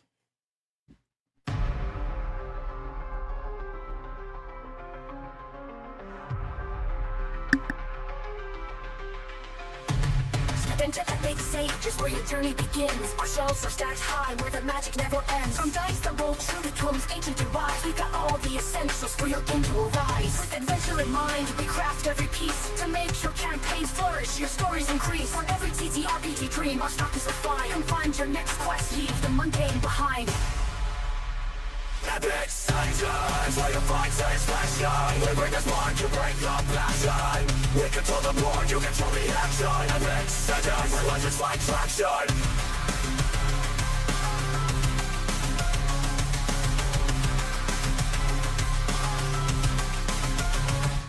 Online shows in Wonderland, easy to explore. With service that shines whether in person or more.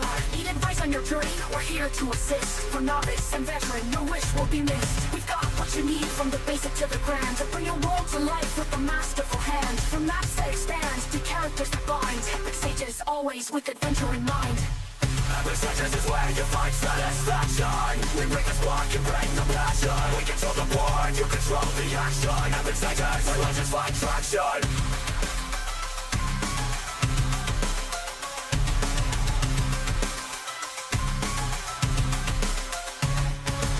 Your game with custom pieces so fine, handcrafted with care, designed to make you shine. From miniature heroes to landscapes vast, we build every detail to make the magic last. When the final dice is rolled and the journey is done, we offer keepsakes that remind you of the battles you won. In every treasure we offer memories of signs. Epic Sages, always with adventure in mind. Epic Sages, where you find satisfaction. We bring the spark, you bring the passion. We control the board, you control the action. Epic Sages, where legends find traction. Epic Sages is where you find satisfaction. We bring the spark, you bring the passion. We control the board, you control the action. Epic Sages, where legends find traction.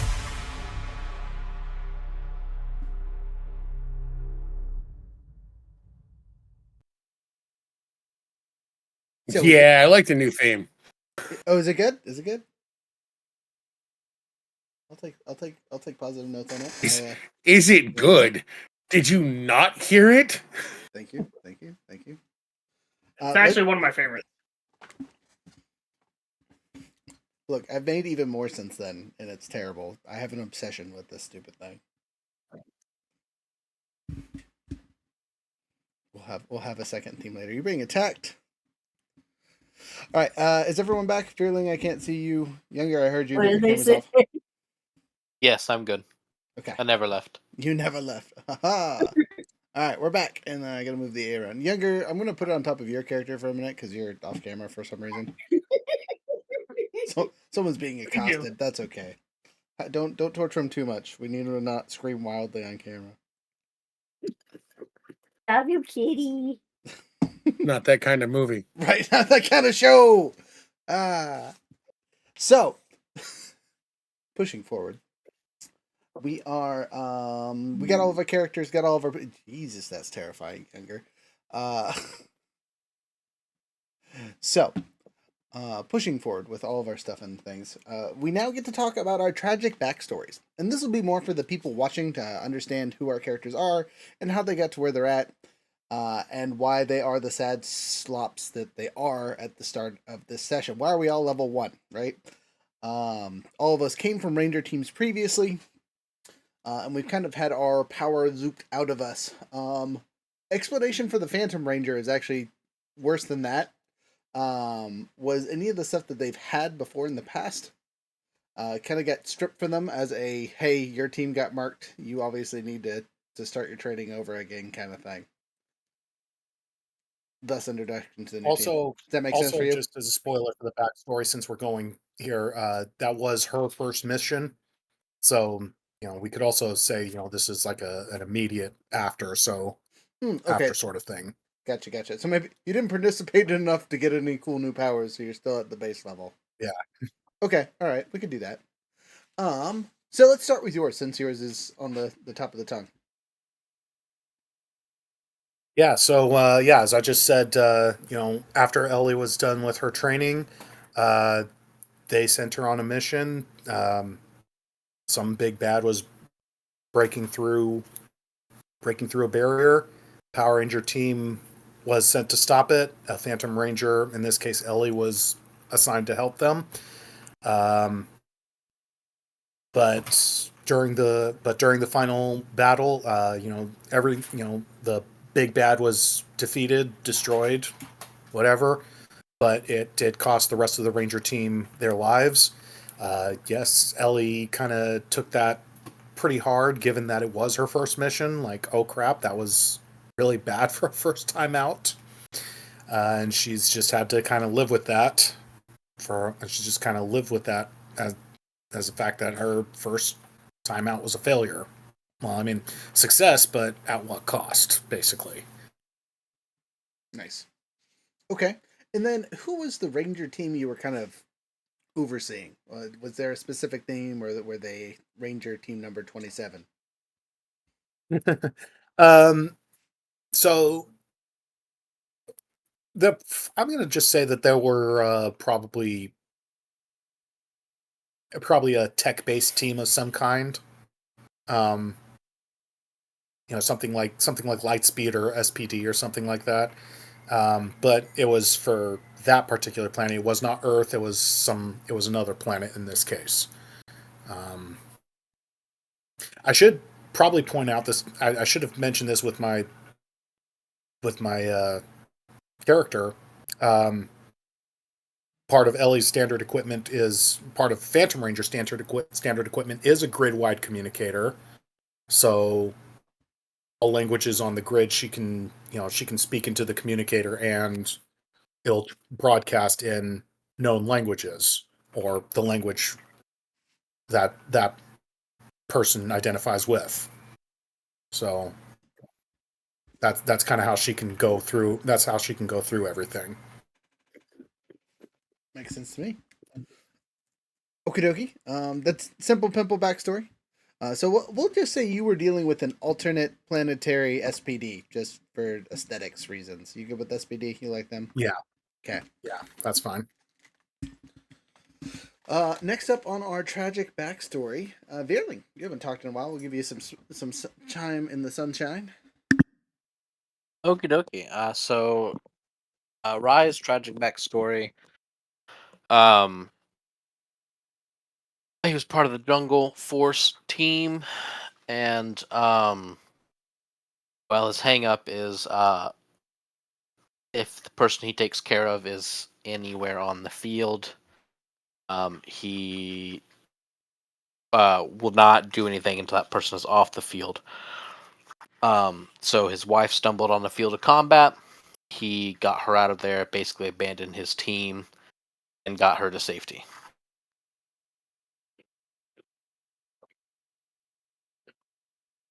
And they all died? And they all died. That's what Dang. happened. That's what happens when you lose your tank / shield. DPS gets Yeah. slapped in the face. They were like, Red Ranger, and he was like, peace. My wife's out here.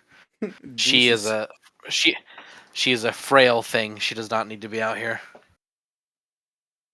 Interesting. Okay. Jumping straight up the board to Beaker.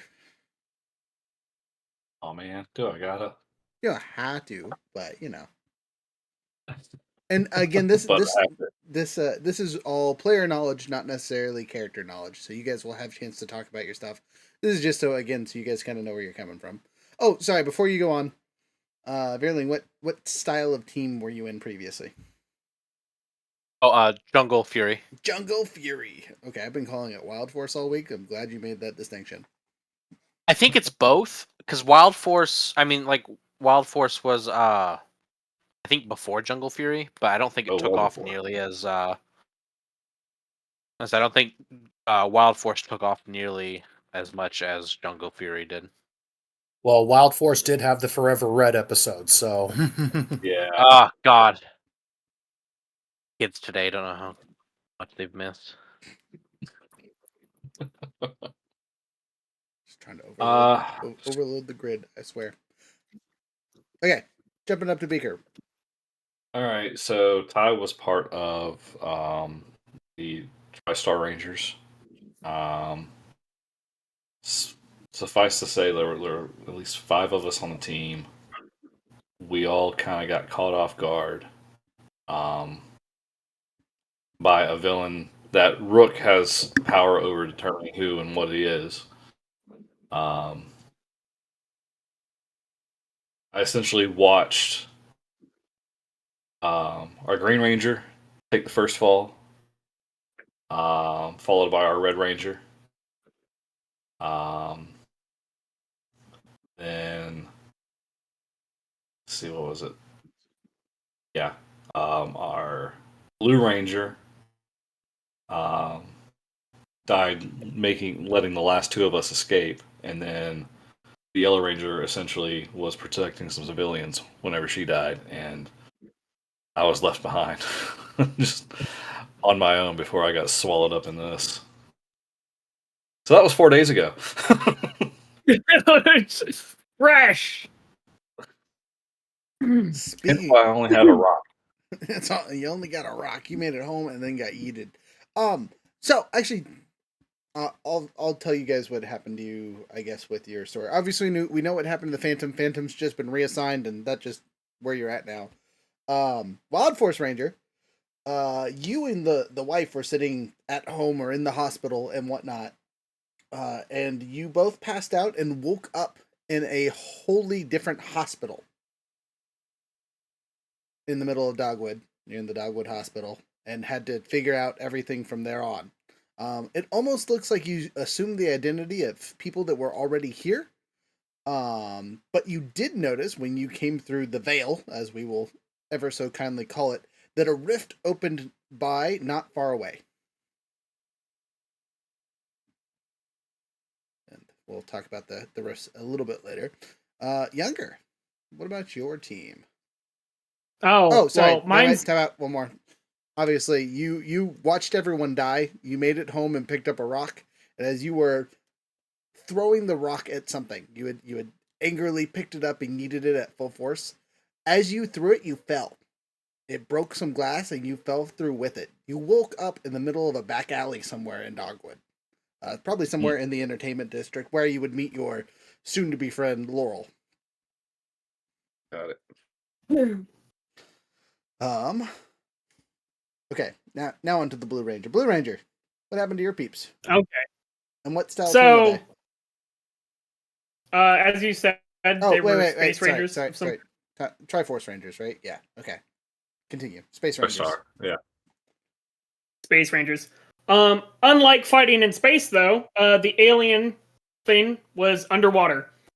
We were on a mission, SEAL team style, to go down there, plant explosives, whatever. It was successful.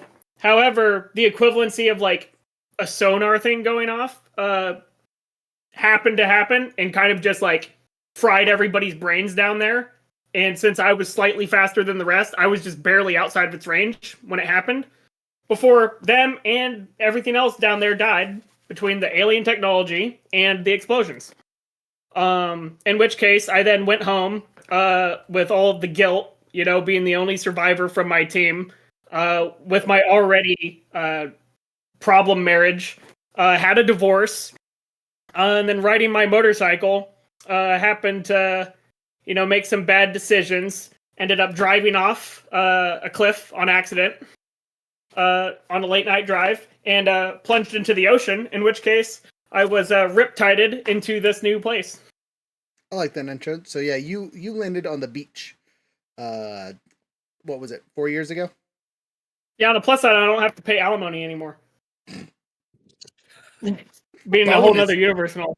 Bonus. You've had to restart everything else, but I'm not people considered a deserter from the Navy, but I no longer get my supposed to be pension of, the 12 years of service I paid towards my country. Oof.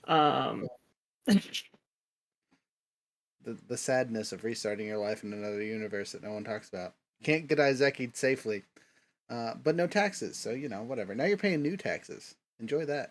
Yeah. As a side note, just for your guys' character, I'll ask after we get through our backstories. What are your guys' day jobs? And again, think about it because you'll have time. I know 4-day and 2-day you probably don't necessarily have day jobs yet, but you might have picked something up. Ocean NASCAR. Ocean NASCAR, noted. we talked about your stuff, but all right, Frozen. Yes. All right, so this doesn't have to be the super detailed one. This can just be the footnotes version. Sure, that works. You guys are getting my Okay. one. I don't care. No, just fine. I don't mind. I've been sitting here thinking about it the whole time we've been doing this, so. All right. So James Graydon, right? In his timeline, he was a cabin boy on a trading vessel that shipwrecked. And he was the only survivor and washed up on the shores of Japan, was picked up and raised by a nearby village, in a nearby village. I haven't quite figured out how he got the Morphin Power Ranger things, but he was chosen by the grid at that time to fight so all those like tales of the Japanese monsters and things were all of the aliens and crap coming to Earth. And so he was part of the team that was fighting them. And he spent a couple of years with those Rangers fighting, and then a big bad came that we couldn't fight. We couldn't win against, and the rest of my team got wiped out. It looks like Godzilla, but for legal reasons, it is not Godzilla. Go, not Godzilla! It was the dumbest bit in a movie I've ever watched, but it is still super funny. Anyway. But yes, something along those some big kaiju came from somewhere and just wiped my team out, leaving me as the only survivor. While I was recovering from my injuries, I fell through a rift in time. Okay, and you've been here for months, right? Is what we decided on? 4 years. 4 years. You've been here a hot minute then. Yes. Okay, so I'm going to say you landed at the front gates, right? You just woke up kind of in the middle of the road and people yelling at you and you're not really understanding what had happened. A rift opened up not far away from you, or maybe was there before you even realized it. And it was utter havoc for the first bit. You've had 4 years to adjust and relearn English better than you remember. Because I assume that's one of your known languages. Yes. And you've had to readjust that way, right? And Dogwood's still the only place you have home. But since you don't really have any solid background footing, whatnot, you're also way out of time, is my understanding of your backstory. Is you were not present Japan, yes. It was ancient Japan. Yes. So, you're a couple centuries in the future from where you were originally, for sure. Oh, yeah. So I expect to hear some Shakespeare. Oh no, I've had 4 years to learn modern slang. modern slang. Everything's slang. This isn't English. But okay, cool. I like that. Last but not least is Carter. So again, and the Gold Ranger, who is not here, who we will get to session 1 hopefully. But Carter was part of an alternate universe of Lost Galaxy Rangers. So we got to deal with the super cool transforming ape monsters and whatnot that were actual creatures that turned into Zords. Because that was a fun concept. Claymation versus the regular suits was interesting designs. I really hope they redo that one again in the future and make it more realistic looking because it'd be super cool. But that aside, do you guys want the long version or the short version?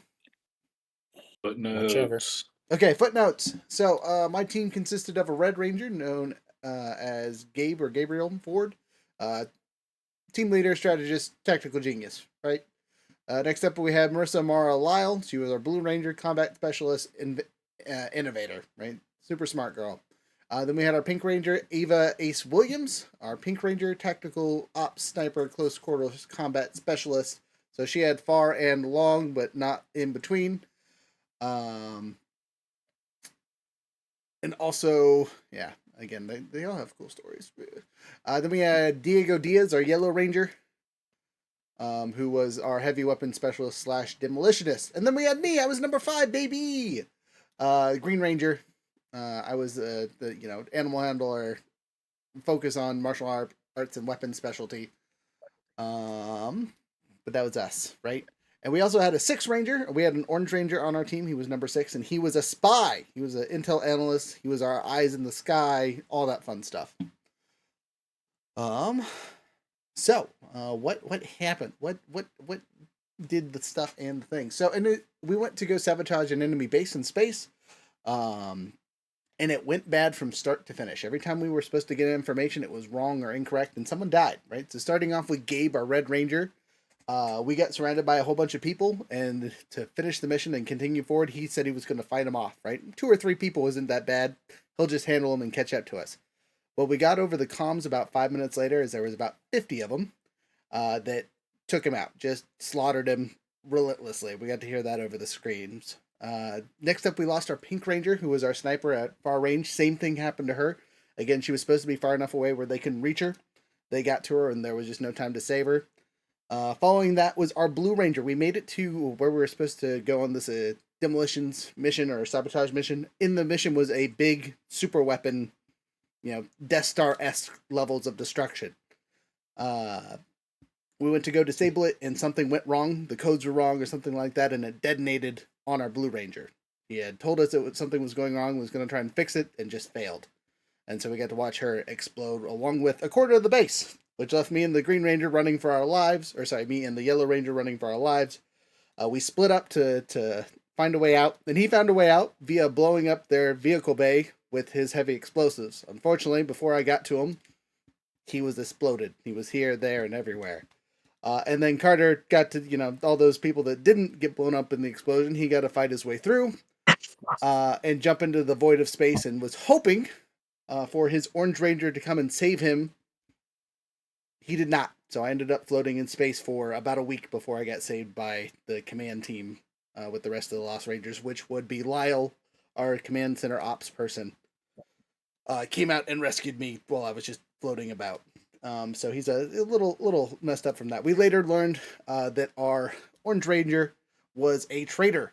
He left immediately after the thing.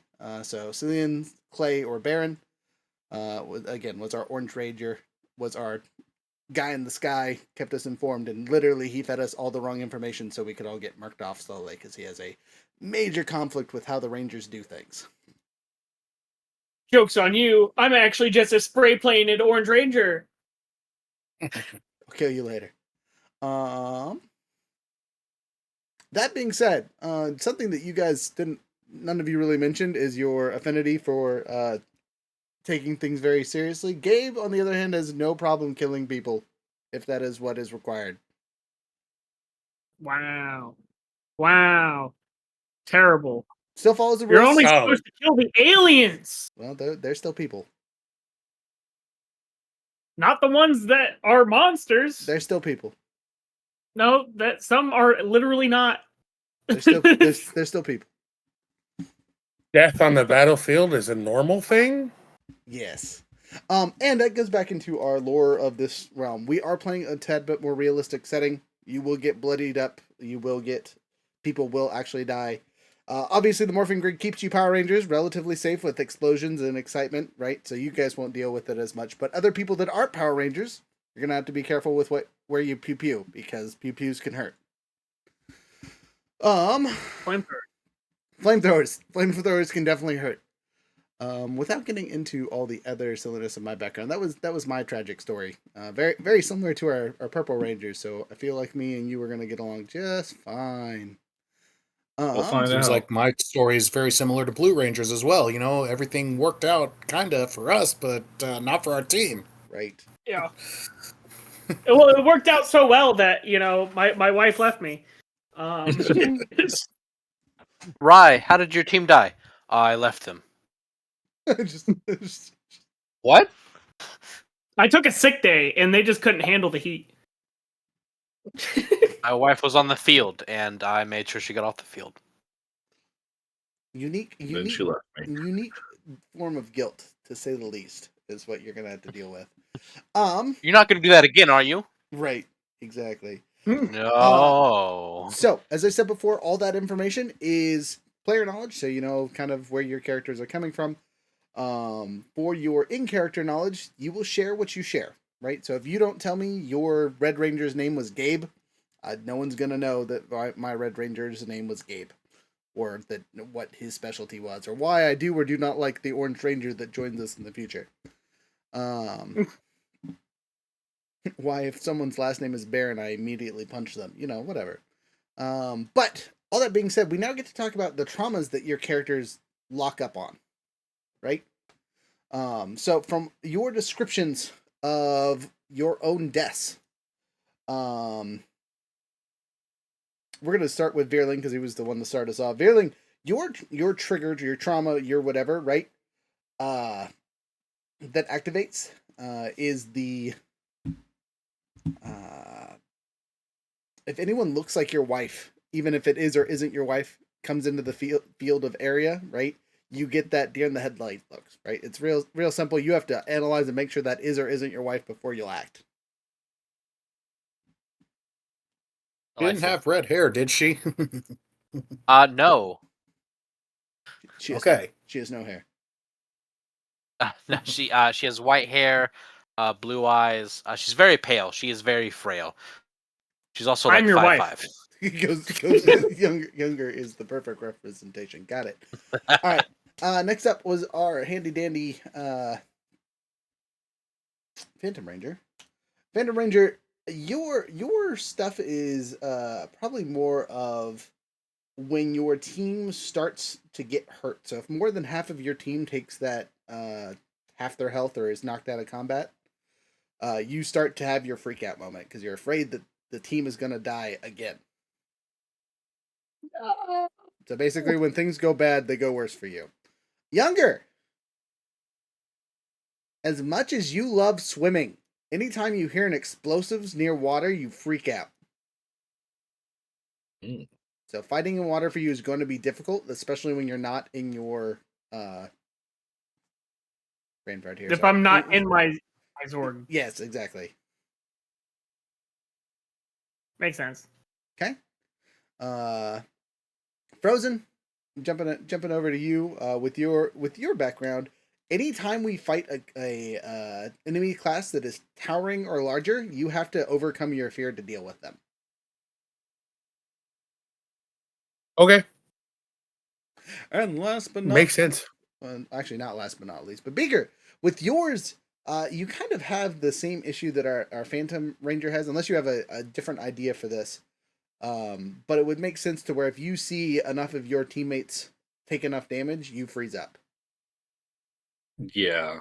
As fresh as it is, yeah.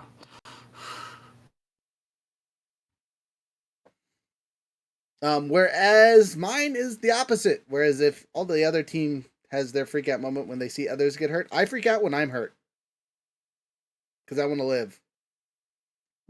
Being in the void of space for a week is a little unsettling, and I'm not taking that plunge again. Despite my low HP, I haven't died yet. Allegedly. If you're not first, you're last. Allegedly. So that's your guys' background and how you came into your stories. Let's see. Any other backgroundy stuff that we need to kind of talk? Oh, our suits. What do we look like? Haha. This is the other fun creative bit for this session 0. Narratively, what does your suit look like? And I'm gonna cliche here and kind of give you the baseline, right? Obviously, you get your standard color. Your center chest is a single diamond of some kind of metal, right? You get to pick whatever metal it is, right? It can be a rock from your previous planet. It can be steel. It can be gold. It can be silver. Whatever. You have a diamond-shaped metal plate on your chest, right? As kind of your center of your uniform.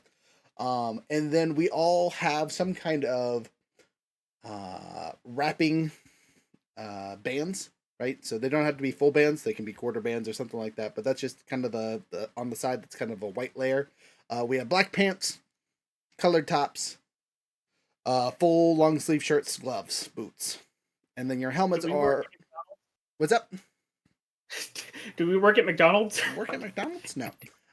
If you want to make that joke later, you can. But your helmets are where your unique designs really shine, as that should be the where you kind of take your essence from. The other thing is you get to pick one thing on your uniform that matches your previous team.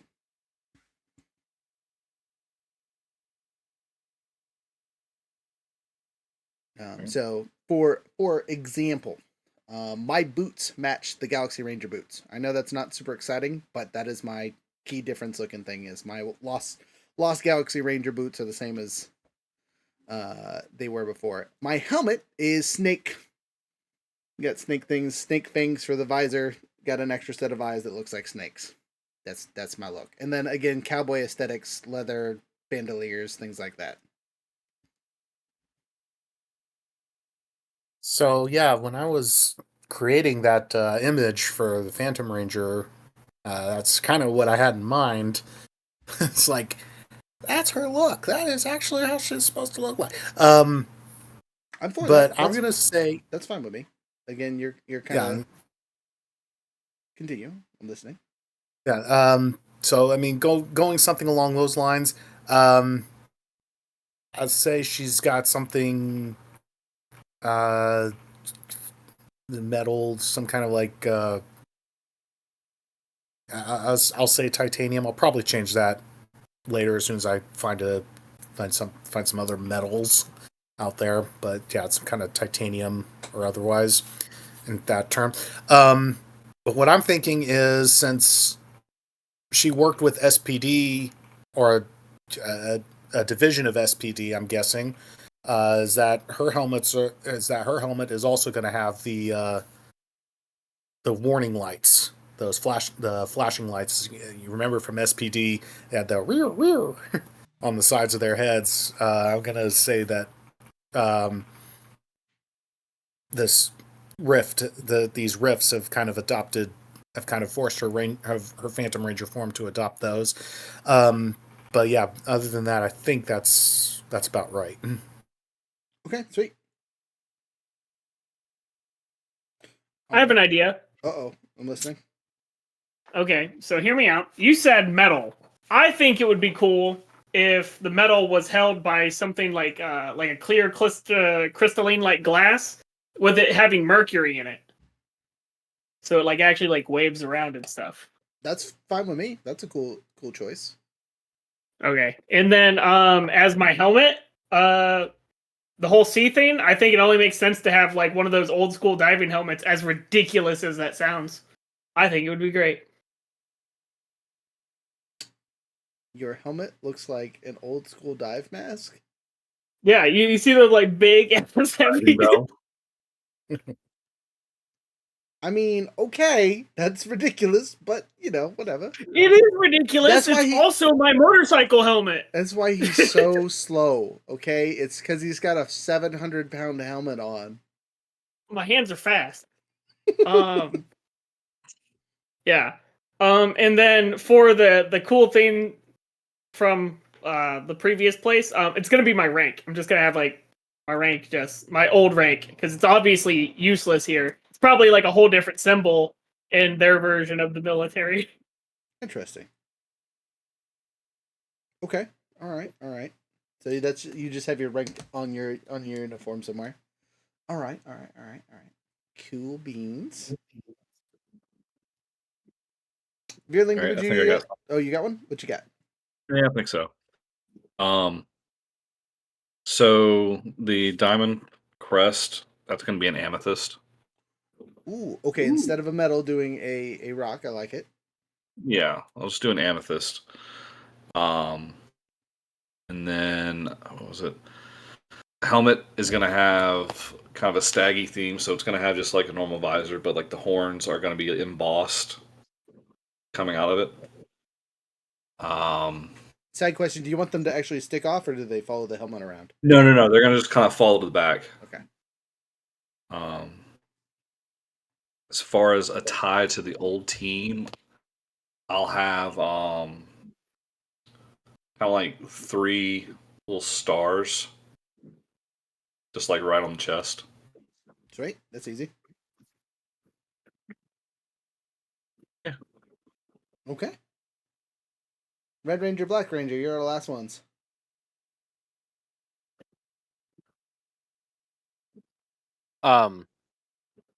I'll go with the centerpiece is going to be a garnet because red. Also a gem. Interesting. Okay.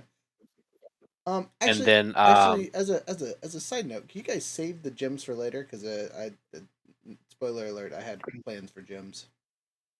okay, Okay. then we'll go brass. And then his helmet is reminiscent of the Jungle Fury. It's very wolf shaped.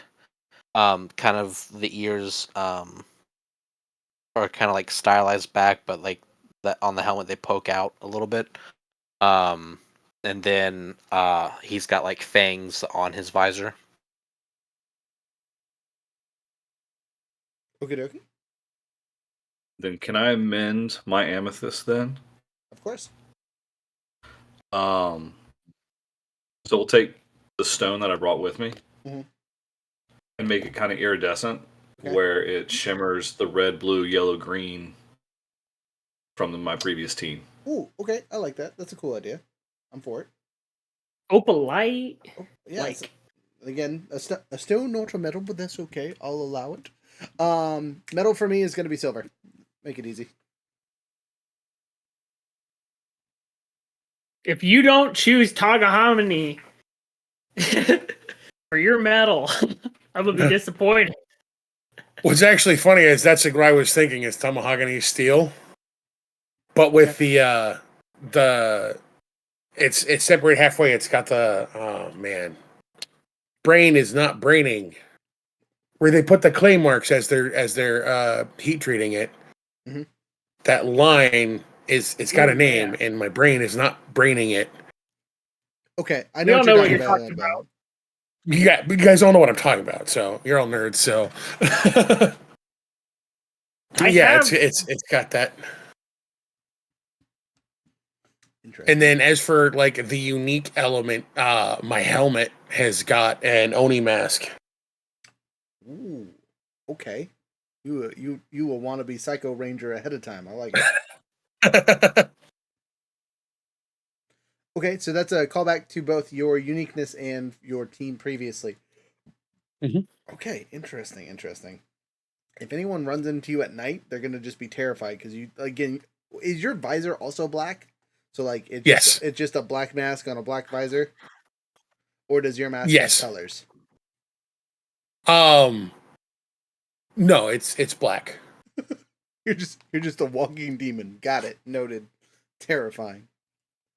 Okay.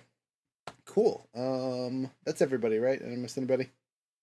Again, except for our Gold Ranger, who will be here eventually, and I think his going theme is the Neo Rangers, so he will probably have like the Gold Rangers armor band or something silly, is my assumption.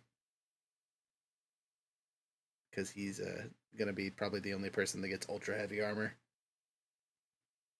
To start, dun dun dun. Nothing's ever gonna be able to touch him unless they throw a fireball at him and he has to dodge. It's funny you said that because I almost took the ultra heavy perk instead. It's pretty. I mean, I was excited to get the heavy perk. Honestly, when we get our next grid power, it's gonna be really hard not to take the ultra heavy. But there's so many other good perks. Like it's hard. More perks needed. More perks needed. Oh, okay. What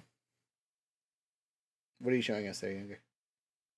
That's our lovely bear friend's medal. Ah, that's a good color. I like that. So, that being said, all that being talked about, let's talk about what you guys expect for group rewards and things like that, right? Because in this system, you don't really get money for things. You kind of just buy the things you want or take the downtime to build or make things. My rewards for doing well on things is going to be perks and powers and things like that, right? Is kind of the thought behind stuff. Are you guys okay with that? Again, for you experienced people, has that been something you've dealt with or a good or bad idea in your opinion?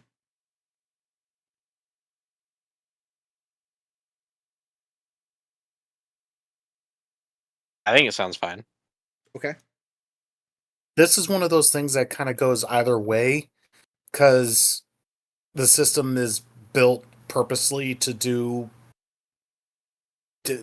grant these rewards to grant those perks and powers and such at certain times. Mhm. But I mean, if you want to grant a few more, then I mean, I'm not necessarily against it. You know, you just whatever threats you're throwing at us, you know, might We'll get need to be started. adjusted.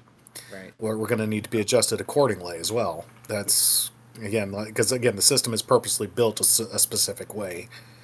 So Yeah, my thought for if I do give out rewards and things, it's going to be more like you guys now have access to galaxy gliders or to the shark cycles, or hey, you guys get a free spectrum shift because it makes sense in the story or something like that. Those are kind of the where we're at with those. yeah. All right, fair enough. Yeah, I'm thinking more like tech upgrades to the base as kind of the rewards. Okay, I mean that's a good alternate too. Again, if that is what you Yeah, feel and would that could be like granting us like passive bonuses on some level, and that would make a lot of sense too. Yeah, like we can get a passive up one on a first skill test or something like that. okay. So you First skill test per day or something like that. gotcha. So you guys would prefer more of a passive than a you pick a skill or I pick a skill and give it to you for the most part. Yeah. Okay, that is That makes more sense to this system. Yeah. okay. Again, this is just new DM making sure that that is applicable for you guys. Okay. And like I said, the powers perks thing's not a bad idea. It's just the way the system is built. Yeah, I That's the only wouldn't. thing I'd be worried about being overloaded and having too much too soon. Especially with as many players as we have, we just Right. be like stepping on each other's toes. Yes, that is a concern. Well, and again, my thought behind it is if I gave you guys a perk, you would all get the perk. It would be the same thing unless it didn't make sense for your character, kind of thing. Yeah. Okay, cool beans, cool beans. Other thing, let's talk about damage, death, and all the other fun things. Now, obviously, the book has its set rules for like when someone should die or get off faded into black or whatever you want to call it. Where are your guys' thoughts and opinions on how dangerous these encounters are going to be for you? Obviously, your origins are dark and not so great, but you had suggested and wanted a mixed theme for the tonnage. So, in doing so, is death really going to be a factor you want or care to worry about? I personally would say not early on. Okay. Later on, absolutely. As you know, things kick up and we become stronger and we're fighting stronger enemies. Absolutely, death becoming a thing I think would be great. But early on, I would say no. Okay, noted. I'm gonna have to agree. There is, Mhm. do pull a Lost Galaxy in that regard, where maybe in the middle, our lives are definitely in danger, but early on, probably not so much. And Oh, yeah, then that's who knows if someone is gonna have to make that sacrifice, like our poor Pink Ranger did. yeah, that's Oh, definitely how the Sentai series are definitely structured. Is like they're always about 50 episodes, and about 20 to 25 episodes in, shit hits the fan. Shit gets real for the team, and then the remaining episodes, it's still high stakes, and then there's real shit at the very end.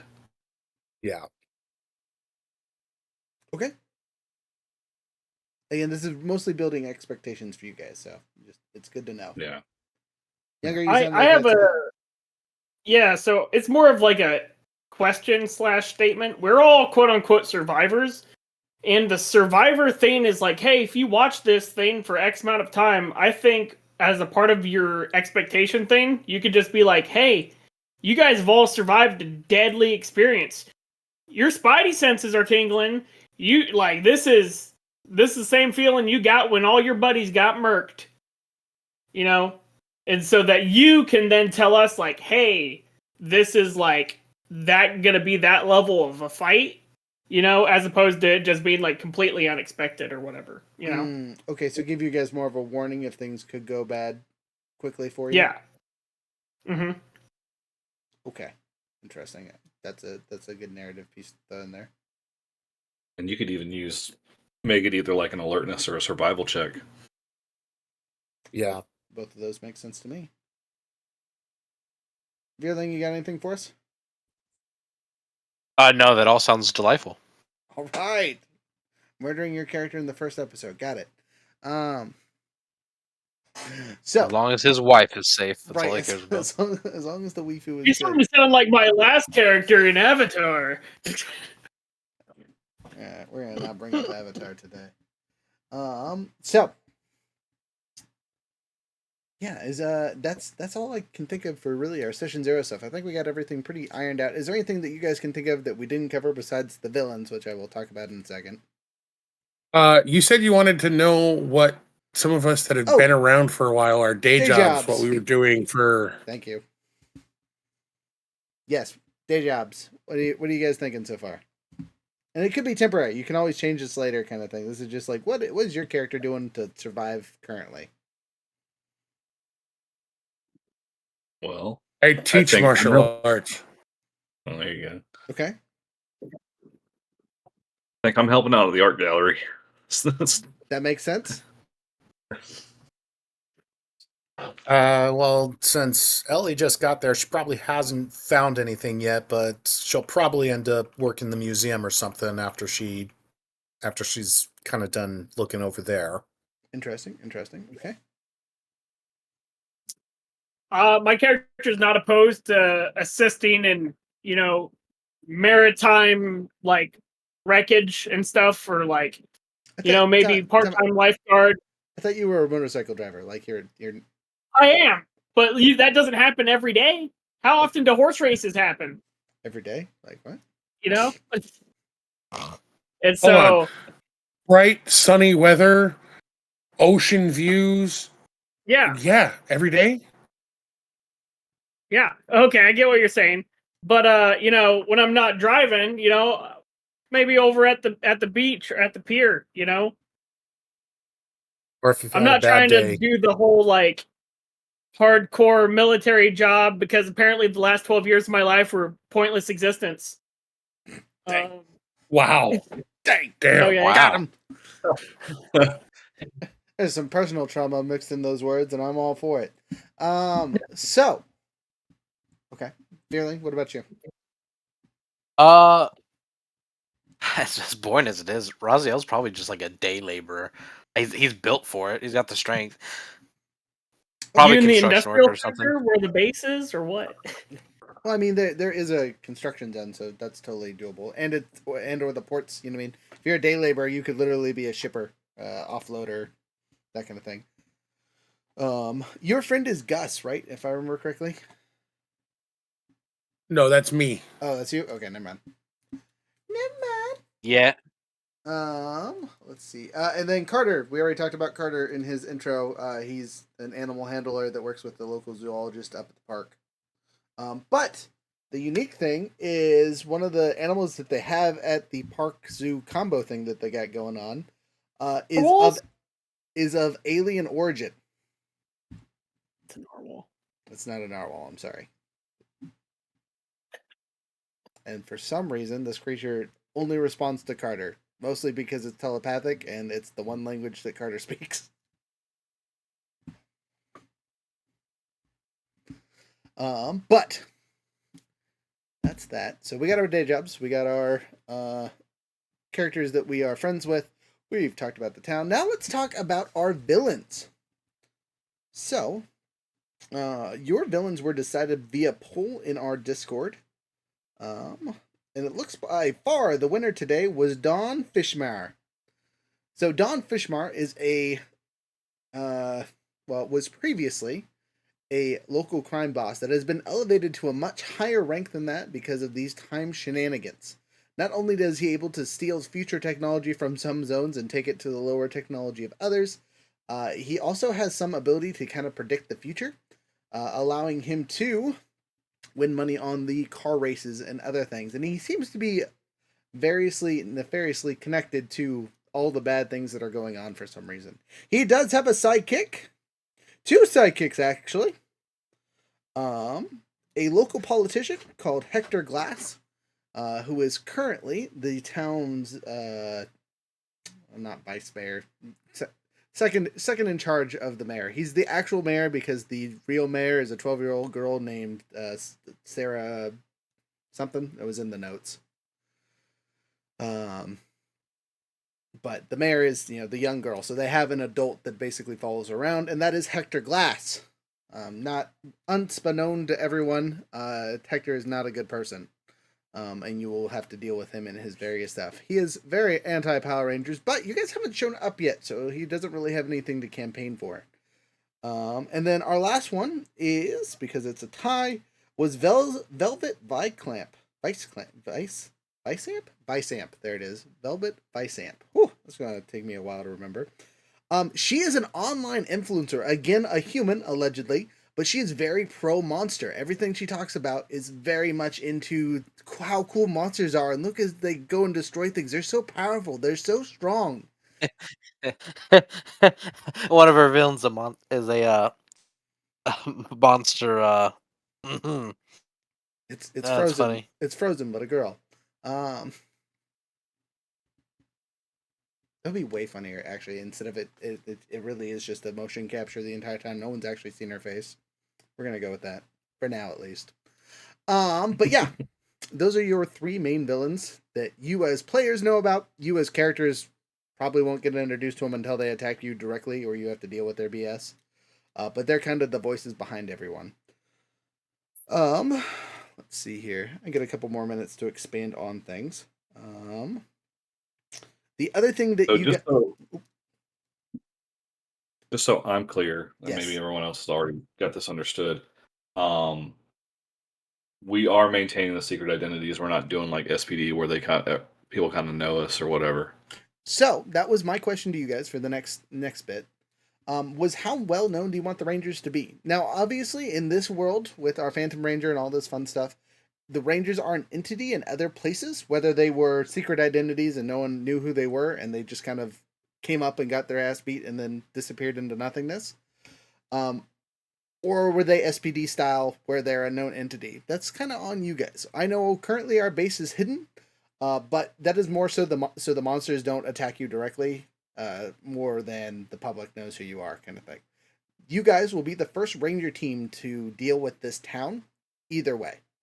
So you can have an established presence and be the good guys here that are working with people as we go along, or you can be new guys on the scene that are just kind of, we have our powers again, we're now going to start fighting and doing things. Question? Answer. Is the way that we were able to like all detect each other essentially because of our watches? We all have watches, right? Well, you got the Chrono Nexus morphers, is your specialty morpher that will be given to you, has been given to you by Veron, which is the equivalent of Zordon, but for your ranger crew is the easiest way to think about him. Okay, gotcha. He just recently, after the Purple Ranger was washed up to shore 4 days ago, has kind of summoned you to the base. And then shortly thereafter, you were introduced to our Phantom Ranger. I don't mind being a secret identity and whatnot. Okay. That's one for secret identity. Anyone else? That just washed up old vet. Okay. Yeah, I'm trying to think because it's not like I doubt the ship has a cloaking device, so Phantom Ranger's coming probably was a little public. It was kind of a thing, but that You showed up at night. Doesn't that hide in the morphing grid when not in use? well, it hides in the morphing grid, but she still uses it to travel, and she's from this, time-space dimension. So she still arrives here via the ship, not just they via see teleportation. Yeah, but they see the Phantom Ranger. They don't see Ellie. I don't think it's going to take much because Ellie shows up, Phantom Ranger shows up, then Ellie shows up. Well, someone might make that connection. Did it? But again, I don't know if you'd have to worry about that so much because I feel like people kind of randomly appear and randomly disappear all the time here. Maybe. Like whole sections of town suddenly go through a time shift and become, 1910s or 1800s and then go to the, 3020s or whatever. Like there's temperatures all over the place. Yeah, I mean, it still could work. It just seems like, it's like Phantom ship appears, sure it goes back to the grid after, Phantom Ranger arrives, but just a little odd, just kind of seems a little odd that, just seems like something people would put together. But that would just be for Ellie. For the rest of you, I could understand because again, you've been here a little while, but Phantom Ranger kind of arrived probably kind of publicly. It was probably a little public. It wasn't like a huge deal, but it was, Well, crap. The other thing is you could have parked out of town, you know what I mean? And your ship is currently on the edge of town where no one sees it. You know what I mean? You're not an idiot. You can know how to sneak around. Yeah, maybe. Yeah. That was my only thought there, but yeah. You're a Phantom. Not Danny. I don't know. My character's already been here for 4 years and didn't think he would be a ranger again. So he probably already has established himself as who he is here. Right. That's kind of where Carter's at. This whole coming back to being a ranger is, painful. And I just showed up in a back alley. Right. Oh, all your buddies died? Terminator style. I mean, we're all just showing up for a therapy session. Yes, it is. What else is D&D or TTRPGs but, socially acceptable therapy? Oh no, I meant our characters. Our characters are all showing up for this meeting. I thought this was my AA meeting. Yes, but no. Okay. Sorry, I'm trying to get to the stuff that talks about. Come on, notes. A little faster, please.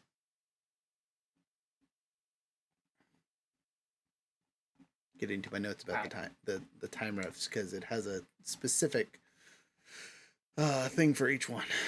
Come on now. This is why you should break it up into multiple pieces. Oh, finally. Almost. That's crazy. Okay, so just so you guys are aware, there are 7 current time rifts, right? We talked about the mechanics. You can make more, and will be a way eventually for you guys to close them, which will be part of your storyline. But we'll get to that later. In rift number 1 in section 3, or the central plaza, mostly transports things to the pre-industrial era, so early 1800s. Simple living, rustic city square. Followed by that is the also, as a note for the time shift, it doesn't necessarily take people away. Everyone that's supposed to be there is still there. They just suddenly have different clothes if the time shifts. Oh, that's nice. The technology. That's hilarious. The technology that they are using suddenly shifts to whatever age it's supposed to be, so on and so forth. The docks suffer from the Victorian era, or the late 1800s. Industrial port, steamship, and coal burning. Number 3 is a time fraction in Memorial Park. So both sections 17 and 18 suffer from this, and it jumps around between historic to futuristic, overlapping unpredictably. So sometimes you get a dinosaur and aliens just chilling and doing things in the park. Cowboys and aliens. Cowboys and aliens. Hey, that's my whole theme. Next up is the Innovation Center, or Section 7. It is pretty much futuristic cyberpunk. High-tech dystopian with glitches and AI malfunctionings and so on and so forth. Think very much People Dream of Electric Sheep. What is the name of that one? Blade Runner. Blade Runner, thank you. And then after that, we have the Skyline Tower. Is post-apocalyptic, so 2300s. So sometimes the tower's there in all of its glory, and other times it's about 4 stories tall and destroyed and in chaos and looks like it survived a nuclear blast. And everybody inside of it suddenly falls out. Safely. Yeah, the time shifts don't seem to hurt people directly, but after the shift happens, if you are, unfortunately run over by a T-Rex or something, then it happens. Because then no one would ever go to the top of that tower. There's no reasonable person's taking that risk. Next up is the raceway itself. Sometimes jumps up to futuristic racing, so the 2100s. So anti-gravity racing and high-speed tech. So Racer McGee over there. Sometimes you get a Galaxy Glider whether you want it or not. Next up or you get F-Zero or something. Right, exactly. Last one is is also in the park, but in a different section. It shifts between. Oh, never mind. You know what? That's a misprint. It did the exact same setting for the place right next to each other. There's another shift next to the park as well that also makes it shift even more between past and future, constantly changing. So basically, they flip flop. If one is in the past, the other is in the future. If one is in the future, the other one is in the past. Because of how close they are, they seem to interact with each other very heavily. Must really suck for the people who work there. Oh, I gotta send an email. Actually, you have to send a letter? Morse code. Yeah, about that. It's more like, send the pigeons. The pigeons are gone, sir. We have to download a new AI. Flew and became pterodactyls. Okay, so that's all of that silliness. We are right at our 4-hour mark. So at this point, we're going to end the recording, and then I'll do our after-action review, and then I'll let you all go for the night. How's that sound? Sounds good. All right. Thank you guys so much for listening into our Session 0. We have all of our stuff set up, and we'll start next session with the first mission. Dun, dun, dun, dun, dun. Anyway, thanks for sticking around. If you are getting on the website, our code is still Spooky907. Get you 10% off at the website. Keeps you out of trouble, all that fun stuff. Consider getting Wizard's Tea, as it is a great subscription that saves you even more money. If you've made it through this entire video, please subscribe. If you're on Twitch, give us those follows. If you're not on Twitch and on YouTube or wherever else, again, subscribe. We like that. It's good stuff. Younger, am I missing? Oh, I am missing something. We had the Boozard this weekend, so we'll be up in Fairbanks causing havoc at the Shoppers Forum Mall, doing a bazaar thing. You guys know what we do there. Do fun events, sell all the dice and things. Now for my players, this is your shout out time. You guys have anything coming up that you guys need to announce or talk about? Obviously, we got a couple of you that have channels, so this is the appropriate time for stuff and things. All right, I'll take my swing at it. Woo-hoo. So yeah, Beaker builds. I'm working on the G Gundam right now, the high grade G Gundam. Way back when. Still working on that. Coming Thursday night at 9:30 Eastern. Okay, 9:30 Eastern. Sweet. You can find that on the Tabletop Misfits Twitch channel. Is where that's going to be hosted at. So. Okie dokie. Easy peasy lemon squeak. Spelled the way it sounds. Tabletop Misfits, yes. And the logo is a blue wizard. So if you see that, you're in the right spot. Blue wizard. Got it. Frozen. Go away. God damn it. Huh? Sorry, you're so, technical yeah. difficulties apparently. Frozendad Gaming on YouTube. Like I said before, this is going to be the new face of my channel. Done a complete revamp on it, pretty much. Still working on some organizational stuff, but there's going to be a ton of videos. We're going to be playing some spooky games. Those are going to be dropping over the next couple of weeks, leading into November. I don't have any set times just yet, mostly because life and work has been shifting kind of randomly and suddenly. So there will be videos. I just don't have a schedule for them all yet. But check me out, Frozendad Gaming on YouTube. Sweet. Cass, you got anything for us? Ooh. Or Vierling? You meant me? Oh, okay, Yes, yeah. Geez, seriously, need to pay attention. I'm not anyone big on anything. You can find me on TikTok. You can find me on Instagram. You can find me here on Discord, SSPerfectChaos. This is basically my debut into anything. Although, eventually the plan is to hopefully one day start a review and possibly even a gaming channel. Fingers crossed, knock on wood, all that good stuff. But yeah, if you want to find me, it's SSPerfectChaos, Discord, Instagram, and TikTok. Thank you very much. Nice. You gotta love when it all matches up. It's the best. Vierling, you got anything for us? No, I'm boring. I just work and then do this in my spare time. We still love you. Don't be saying. All right. With all that in mind, with adventure in mind, stick around for music and have a good time. Deuces. Check out the new song. Haha. When the call goes out, we rise as one. A team united till the battle is won. With power in our hands and strength in our hearts. Together we stand, we'll never fall apart.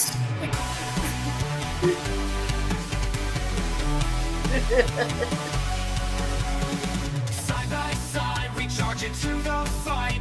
Our bond unbreakable, fueled by the light. Each with a weapon, forged in the flame. Together we conquer and win in the name. Swords roaring, hearts soaring high. We ride through the storm, reaching the sky. Our teamwork's the key in the fight. We stand tall with our weapons in hand. We answer the call. From the earth and the sea to the wild blue skies, our swords come alive with thunderous cries. They're more than machines, they're part of our soul. We fight as a team, in sync and in control. Swords roaring, hearts soaring high. We ride through the storm, reaching the sky. Our teamwork's the key in the fight. We stand tall with our weapons in hand. We answer the call. From the earth and the sea to the wild blue skies, our swords come alive with thunderous cries. They're more than machines, they're part of our soul. We fight as a team, in sync and in control. Swords roaring, hearts soaring high. We ride through the storm, reaching the sky. Our teamwork's the key in the fight. We stand tall with our weapons in hand. We answer the call. Blades that cut through the darkest night. Blasters that shine with electric light. Together they merge in perfect form. Unstoppable, we fling the storm.